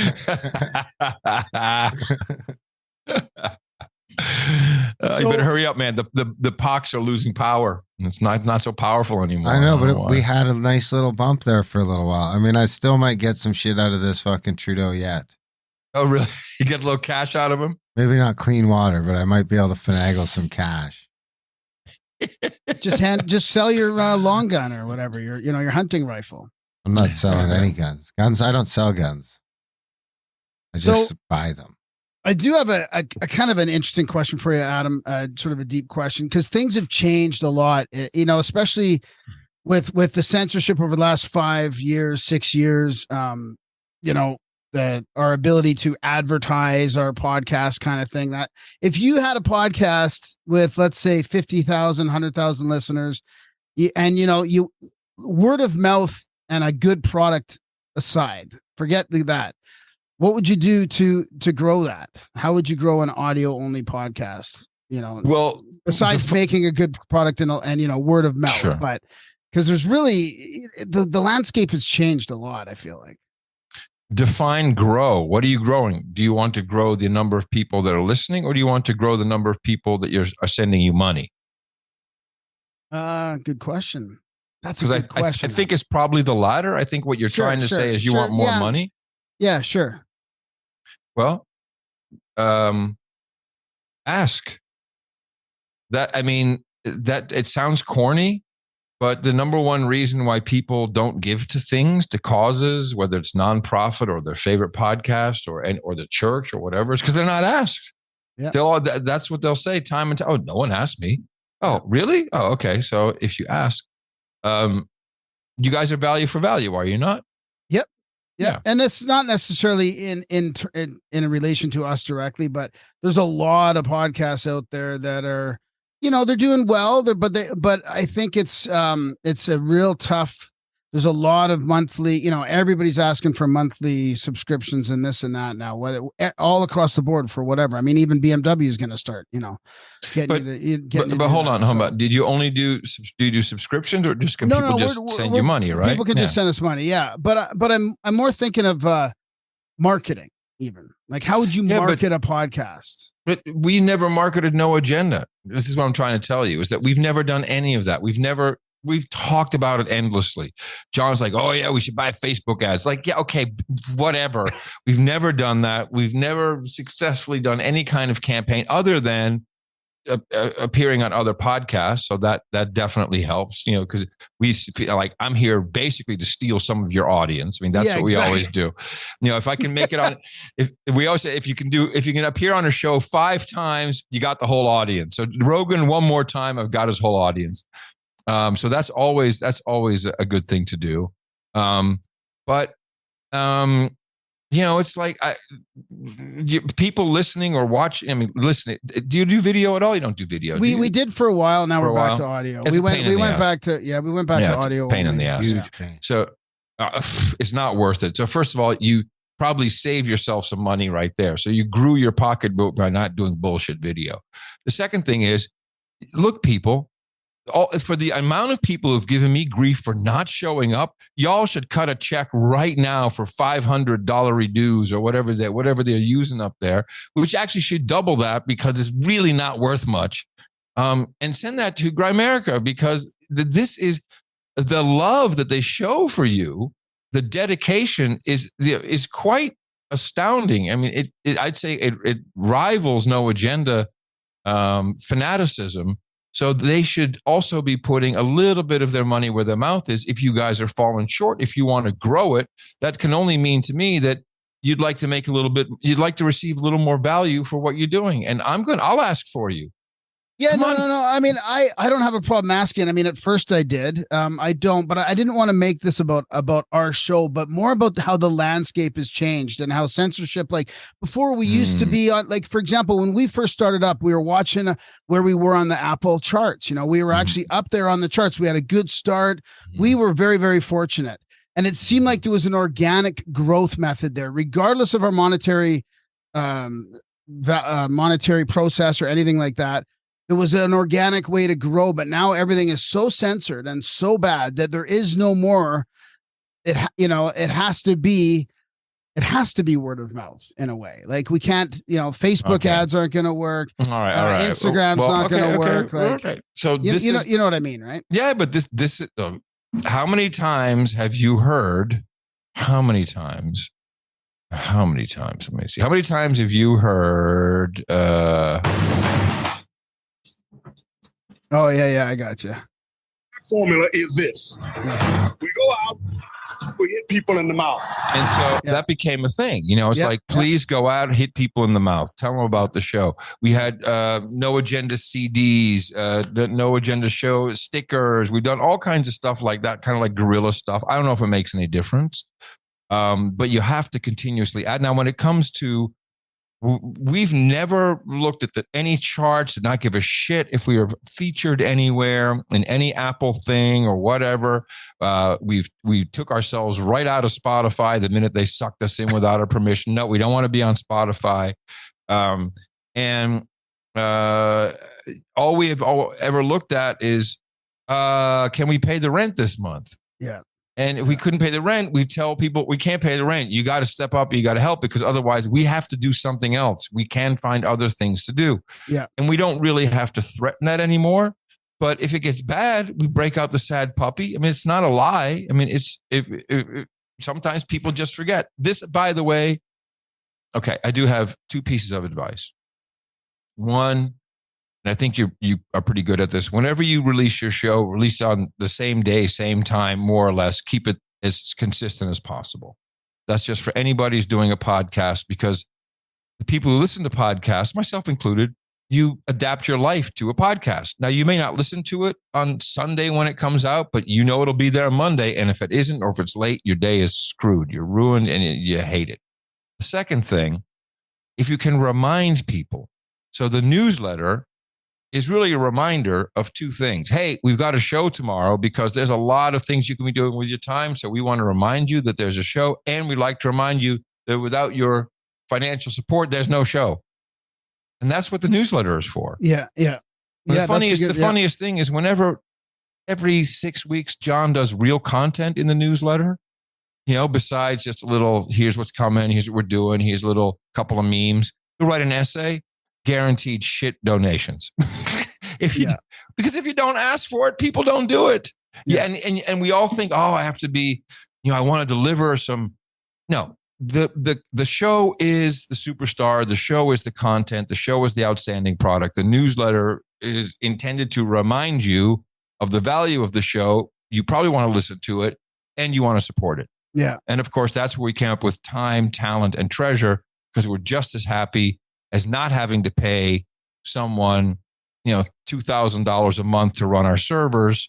So we get that from Void Zero. We'll credit him for the rest of our lives and tell him how appreciative we are. That's his contribution. Yeah. That's his time and talent. He doesn't have to send us money. Yeah. So there's a lot of things that people can do. And over time, as we have a kind of a base income that we can kind of count on. It probably won't go beneath this level. Yeah. So then, of course, the more people do something else that adds value to the show itself is more appreciated. Yeah, and then it snowballs and stuff from there. But we didn't really we've never even looked at our numbers. I don't know. We only by coincidence, because I'm helping some open source projects out with our numbers. So you can take our down. Yeah, I don't give a shit. So I have no idea how many people even listen to the show. Yeah. We don't care. We've never cared. Well, we thought we were too late in 2013. I mean, we're like, is it too late to start a podcast? No. But we have a whole bunch of people in our genre and all these little conspiracy podcasts popping up everywhere. And they're looking at us like we've been around forever and we're the OGs in this thing. And I'm looking at them going, that's fantastic that they're all able to do this, but they're also, having a hard time in a way, I would say to make it a living, to monetize it, to make it a living. So it was a multi-layered question. So how does podcast 2.0? I don't want to run out of time and not. I'm good, man. Keep going. Okay, I'm good. right, Keep going. I'm good. I want to talk about your 2.0 and how that's changing the landscape too. So now that, the show we will do probably until one of us can't do it anymore. For sure, I just don't see, I have said I want, at block height 1 million of Bitcoin, which falls somewhere in May of 2027. I'd like to retire from that show. Maybe not. I'll just put that out there as like block height 1 million. I'm going to reevaluate things. But we'll see. So that is what it is.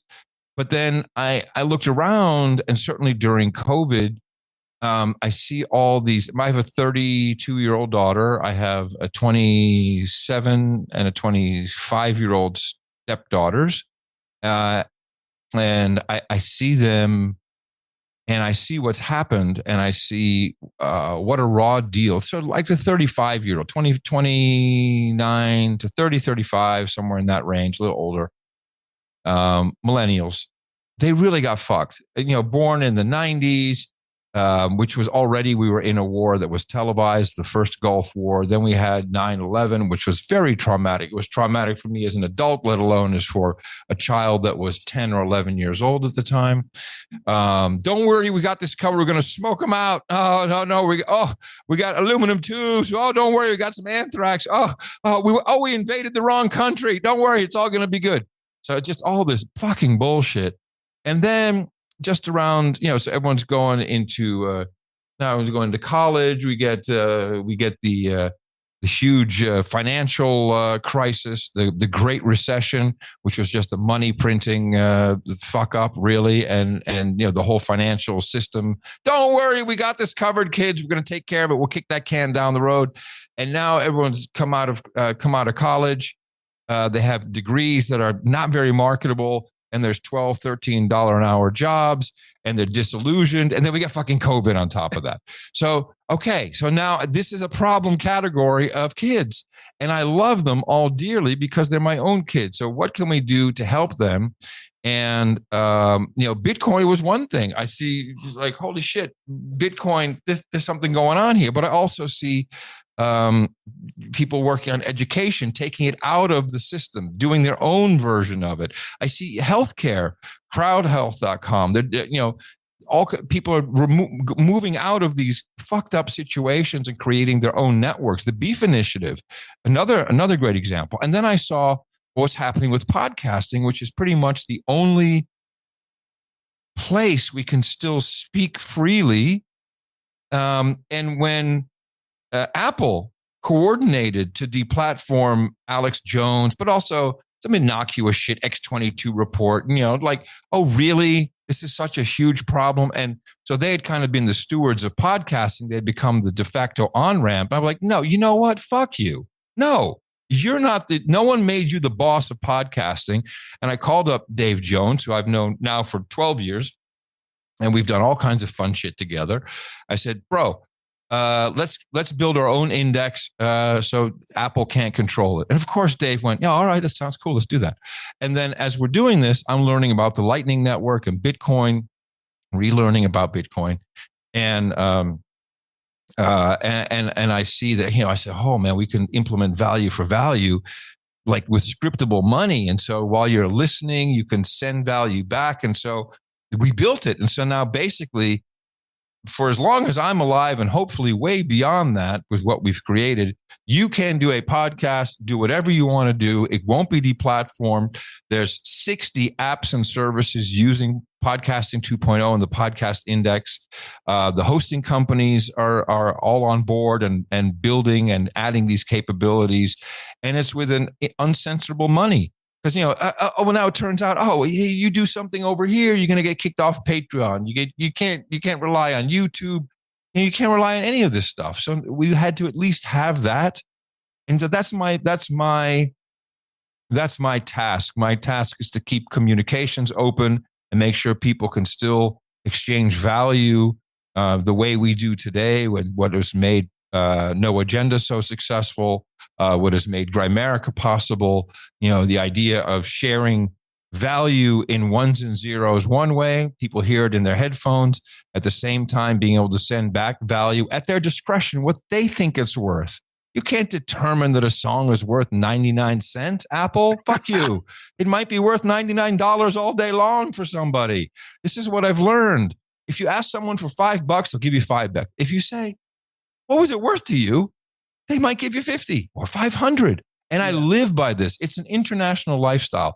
I use a piece of software that's free. I use this, what's this thing called? Everything. It's called Everything Search. And it's made by, who makes this again? I should probably, they are about everything. It's voidtools.com, voidtools.com. And so the guy, it's just open source. And people think I have this fantastic database where I can find clips real fast. No, it's this one tool. So I send the guy $100 a year. I said, dude, thank you for this one tool that you do. And it's the most money anyone donates. Most people get $5 or $10, but that's what it's worth to me. Yeah. And so as long as we can continue that lifestyle, this is new. It's not barter. It's not tipping. It's something new. But the concept of pricing something yourself and giving that money to someone because you enjoy it and you don't want the Grimerica show to go away, because if no one supports it, it will. That's something kind of new, and it's at our fingertips now. Can you just, I think it's worth explaining to people. I mean, we've talked about it, but just to hear it in your words, why it's still sort of uncensorable, why we can get away with still doing this in audio only via the RSS feed, and podcasting. Well, the beauty of podcasting is, how you hear people say, or whatever you get your podcasts. Yeah. Subscribe wherever you get your podcast. Right there, yeah. That is the only media technology, the only media distribution system that is like that. You don't say wherever you get your CSI. We know we get that from CBS or whatever the hell it airs on. Wherever you get your Fox News. Oh, we know where to get that. So when it comes to apps, there's hundreds of apps. Yeah, there's a couple of big ones that, people will just, the Apple one just kind of works.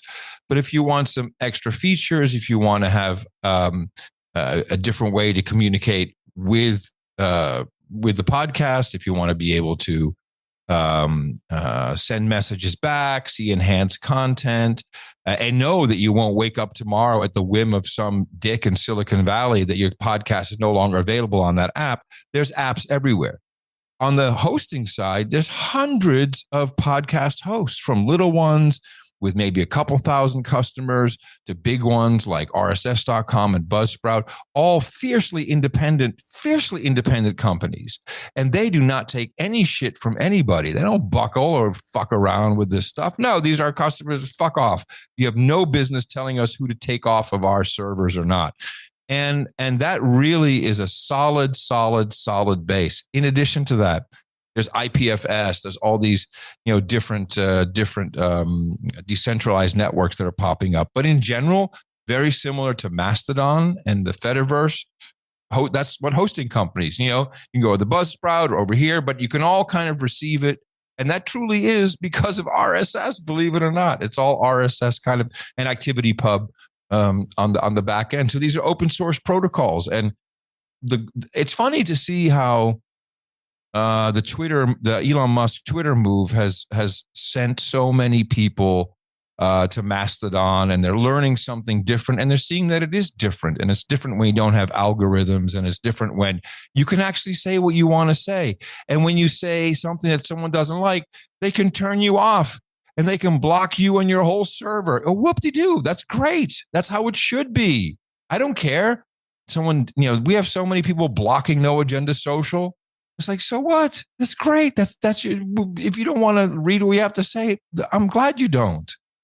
That's how it should be. Do you still get into the details of that on your Podcasting 2.0 podcast that you're doing too? Like if people are interested in hearing you talk about the nitty gritty of this, like Podcasting 2, the technical stuff, are you still on that one, that Podcasting 2.0? Well, Podcasting 2.0, which by the way, you can only get on a podcasting 2.0 app, go to newpodcastapps.com is where you can find that.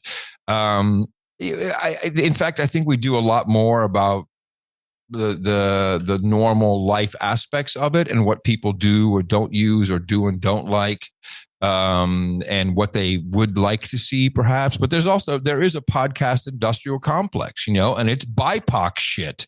And I have nothing against bi or POC or anything, but that's where the money's going. This mythical money that people are chasing. And it's just a lot of big companies, making a lot of noise. And there's a whole infrastructure built around it. But the true podcasters and people who are podcasting, of which 90% don't give a shit about making money, but there's a percentage that needs to be able to sustain, needs to be able to make a living doing this, myself included. And so we've built the mechanisms to do that in an uncensorable way that, RSS and Bitcoin are so beautiful together. Both were kind of built to be resilient and in a way built to be attacked, because RSS, even Google can't kill it. They still need it. They own FeedBurner. They can't kill off FeedBurner because it would ruin the internet. Aaron, you got any comments about all that? I thought FeedBurner was going to shut down for a while.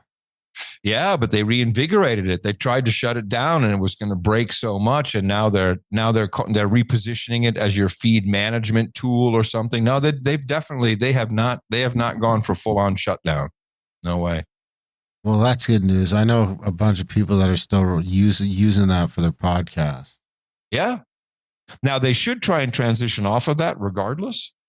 That's probably a good idea.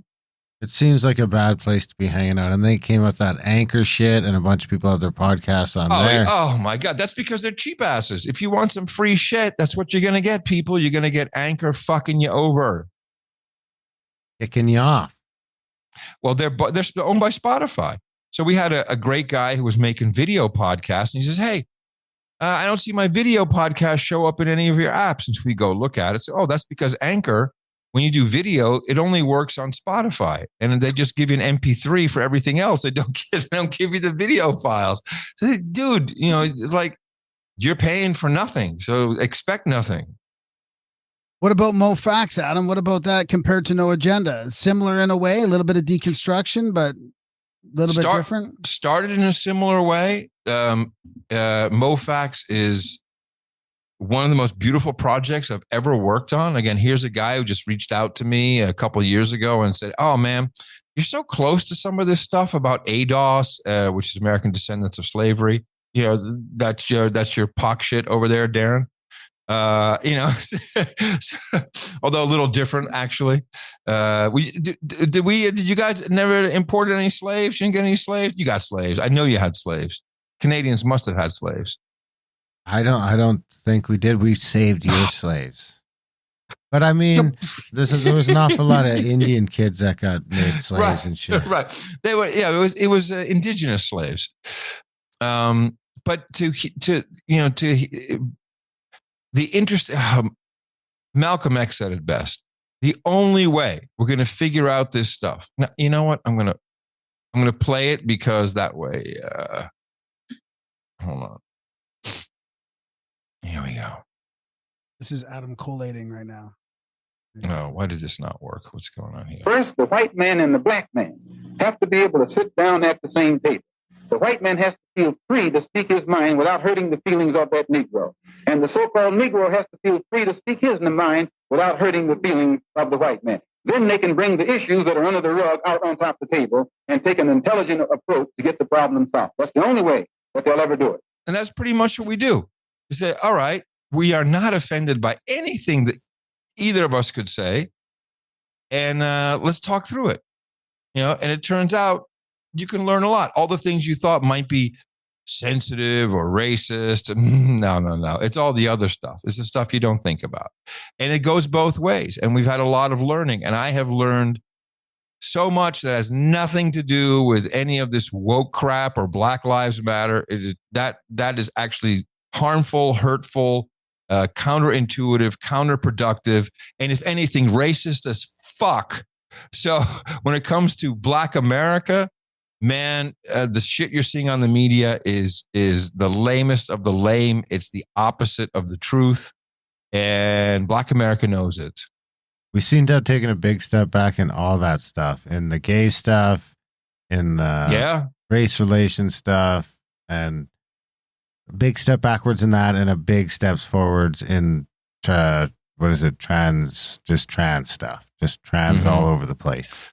Well, it's all meant to divide and just create a wedge. I mean, I saw early on, I said, gays and lesbians, look out. This is to get rid of you. Yeah, you've been ahead on a lot of that stuff. I mean, really, 6 months, couple of years, even. Well, and again, this has part to do with my upbringing, part to do with the people I interact with, and also a part of. It's funny because on No Agenda Social, there was I got an email from or DM from an admin from another instance. What's your stance on transphobia? Because, do you have any rules? Do you plan to take this post off? And it was someone's some post about, what is this trans stuff? That was literally a Grimerica episode, whatever it was. And so I look at this post. I'm like, this transphobia, that would have to be some irrational fear. I don't know what you're talking about. That's not us. And someone else, and I posted that back to this person, and someone else pointed out, said, I've been on No Agenda Social for 4 years. I've seen more trans people here because we have lots of trans listeners. I mean, lots is probably an exaggeration, but people who have transitioned 10 years ago, 12 years ago, who, by the way, think all this modern trans shit is exactly that. So what is going on here? It's just some. It's actually sad. I see people thinking they're doing a good thing, and it's just like what I learned with Moe Factz. You're actually doing the opposite. You're doing destructive things, very destructive. Yeah. Anyway, I do get upset about that. I don't want to get upset about it. What I really would like is for everyone just to live in harmony and peace. And, I think actually we might want to consider praying. I've certainly found God in the last year, and Jesus, and it's very interesting and very exciting. If you want to talk about the biggest conspiracy theory in the universe, I went down that rabbit hole. Where'd you come out? Oh, there's my doggie. Hey, dog. She's probably almost ready to go out. What? She trotted over? No, we'll go out in a few minutes. All right. Sorry. As sure as I know Building 7 didn't fall down out of sympathy for Buildings 1 and 2, as sure as I know Jesus is real today. And that was the biggest conspiracy theory. It's like, what is this God stuff? What is this Jesus stuff? And it didn't take me long. It took me about 3 weeks. 3 weeks. And I'm like, there's a lot of evidence here. There's a lot of evidence. And that's been very helpful. And it turns out a lot of people, a lot of No Agenda Nation are believers, or maybe have, at least thought about it. I mean, not that we're going deep into anything on No Agenda, but this actually started for me with Naomi Wolf, who we kind of hated. The leftist, elitist Jew is interesting enough, who, with COVID, and she saw what was happening, she said, oh, this has to be true evil that's taking place here. If there's evil, then there has to be good. And she started praying. She's what you call the Messianic Jew. I mean, these are interesting things that are taking place. I thought there was a resurgence back to Christianity. I mean, I felt like there was. We've talked about it on the show, and a lot of people said, no, there isn't. But, I feel like there's so much overt satanic symbolism in the media and music and pop culture. Everything's pop political now, that it is kind of forcing us to some sides spiritually here as well. Yeah. And, and by the way, there's, I don't see it as there's only Christianity. I mean, there's I think it all kind of leads to the same God, you call it by different names. And you can, Catholics may worship different parts of religion, but that doesn't really matter. It really comes down to, are you going to believe in that we are a simulation? Or do you believe in, this is kind of the age-old question, is there a higher power? Is there something bigger? And are you going to call that something or just call it a power? That's all fine. Or are we just in some computer simulation? I just don't want to buy into that. That seems like a very boring outcome. if we're all living in someone's sim. That would really kind of suck. I still like the idea of a heavenly father. All evidence definitely seems to point to intelligent design. That's the problem. You're kind of stuck with those two. Those are the two options. Yeah. Those are the two options at the end of the day. If you dig down deep enough, those are your two options. Someone made this shit. It's super clear. Otherwise, it's just like the most amazing amounts of coincidences. Coincidence. In the history. Well, I mean, and that's the thing, right? I've never believed in coincidences. Like, no. There's no coincidences. All this stuff is just too nice when it happens, when it all comes together. This has been great, Adam. We should probably not keep you any longer. Darren, do you have any last minute thoughts, or do you, Adam, have any last minute thoughts? Well, the first last minute thought I have is that I should come back again. I like this. Yeah. We definitely, I think I have a lot of catching up to do with you guys. Well, that's good. I mean, I really wanted to be able to dig into the stuff that other people don't want to talk about, like you're mainly No Agenda and the great things you guys have done for so many people over the years, really. Well, that's very kind of you to say. And I have to reiterate that our circles of listeners has crossed paths many, many times. And I find that beautiful. I certainly want to remind people to support the podcast that they love and support Grimerica. Where can they do that? Grimerica.ca/support. There you go. Grimerica.ca/support. Yeah. Exactly. Oh, yeah. We got some great jingles. I mean, thanks, buddy. We found you guys when we were only like 6 months old. So we've been, we got the jingles from you guys and the value for value. So, we're definitely a good crossover podcast. And the value for value seems to be where I would argue where the like crazy fanaticism comes from. It seems to be, Rogan's got some crazy motherfucking fans, but once you get a few million people in the mix, shit gets crazy just automatically. Yeah. But it seems like even with a small audience, the value for value shows seem to get a lot of engagement. Because otherwise there's not a lot of crossover between us. I mean, we do all kinds of crazy sort of topical shows with guests, and you guys have a media pop culture deconstruction type thing. It's not the same topic, but there's a big crossover.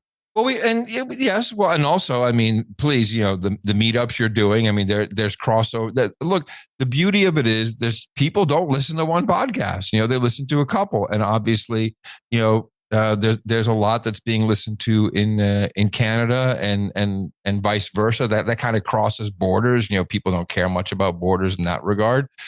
But it is without a doubt very rewarding when you're doing a value for value production to just get that note and someone, and especially if it's not a round number, I love $33.33. I love that. $69.69. You're killing me, Smalls. 8008. I love the boobs. I mean, you can do that all day long, and it's funny and it's endearing, and they're sending messages. They're sending messages of love, of encouragement, of crazy. So that loop is so well established, and I feel you guys have the same with the Grimerica audience and to a degree producers, is that you have that, just everyone knows that you're in it together and you make it work together. And it doesn't have to be big, or you don't have to. I mean, so we know that we probably have about 800,000 people who listen to each episode on a weekly basis. About 1.5, 1.7 million people have actually listened. That's a lot to me. It's quite a lot, but it could have easily been half. In fact, 3 years ago, it was half that, and it was just as fun. We certainly did better since COVID when we doubled our audience, but it wasn't like double the money. It's really 4% that will support you with money. That's high. That's good though. That's high. I think that's still high though. It's much higher than direct response or anything like that. Oh, totally. That's more like in the 1 or 1.5 range. So 4%, but we embrace that. And even the people who don't, all right. So if you want to listen, you never want to support us. That's your choice. It's like, that's what it is. But there's going to be someone on the other side who's going to give us $1,000 because it made that much difference to them. Yeah. And please continue to to ask and not be bashful, because you guys deserve it. You deserve for what you're doing, because you're clearly making an impact on people. There's no doubt about that. Thanks, buddy. This has been awesome. Thanks for coming on. Yeah, this has been great. Thanks, Adam. We'll have to do this again down the road. You're welcome here anytime. Yeah, well, I will. Let's set this up. Let's do this in a couple of months. And when how about when I come back and show my permanent new teeth? Perfect. There you go. Sure. I will debut them. them on Grimerica. No one shall see the pearly whites unless it's on Grimerica. Thanks, buddy. All right, guys. Ciao. And that was our chat with Adam Curry. What'd you think, buddy? The Podfather. Should I put the Podfather on the art? I think so, eh? Yeah, you probably should. Adam Curry, the Podfather. I'll get Nap to do that up. Yeah, what'd you think? Great. Yeah, I thought it was good. I think I'm happy that we went and dug into a lot of that stuff about. I was kind of hoping for a little bit more sort of tricks of the trade in a way. I wanted to get into his process a little bit, but whatever. That's fine. Well, hopefully we'll have a few shows and we'll be able to dig into that some down the road. I mean, it's crazy, to chat with the guy that made podcasting. Yeah, exactly. Yeah, and it's crazy. And a big thanks to our listeners that have, he's not lying when he says that. I mean, I was telling a couple of friends of ours, like, just don't worry about it. Don't bug him anymore. Don't be making waves in there, So waves were made. Appreciate everybody, sticking up for us. Really do. I really appreciate it. I'm glad this finally happened. Love all the listeners. Yeah, love the show. Thanks for Adam for coming on the show. Huge thank to you guys for listening. Shout out to anyone who came over from No Agenda for the show. You can head over to grimerica.ca/support if you're getting some value from our little podcast here. This will be like episode 580, I think. Is this next week? Yeah. So episode 580. So you can check out all that whole back catalog. Grimerica.ca/support. Head over to GrimericaOutlaw.ca if you want to check out our other podcast. Grimerica.ca/chats is kind of our version of the No Agenda socials. Of course, we have the Mastodon too. That's Grimerica.ca/socials. What else? That's it. Yep. We love you guys. Thanks for listening. And we will see you next week. Season's greetings from the Grimerica Show podcast. Gather round the fireplace. Help yourself to some hot cocoa with a little marshmallows in it. Maybe have a candy cane or two, and maybe some cookies. It's so warm and jolly. Cry Merry Christmas. Podcasting from the igloo. Darren plays jingle bells on the didgeridoo. And over there, that's Graham crying tears of joy as he listens in on the little drummer boy. Pa-rum-pa-pum-pum. I see you've acquainted yourself with D-Ron. Yeah, it's true, he pops Christmas trees up medicinal. Wait a second, is that? Yeah, I think that's Sasquatch beneath the mistletoe. Get over here, Graham. Thank you for saving me and give me a kiss. And it looks like Napoleon Doom is decorating the room with tinsels, ribbon, popcorn on strings, and poinsettias. They are in bloom. And you might ask, who's that in the green and red Lucha Libre mask? Why, of course, that's RPJ. Feliz Navidad. It's so warm and jolly. Cry Merry Christmas. Podcasting from the igloo. Darren plays jingle bells on the didgeridoo.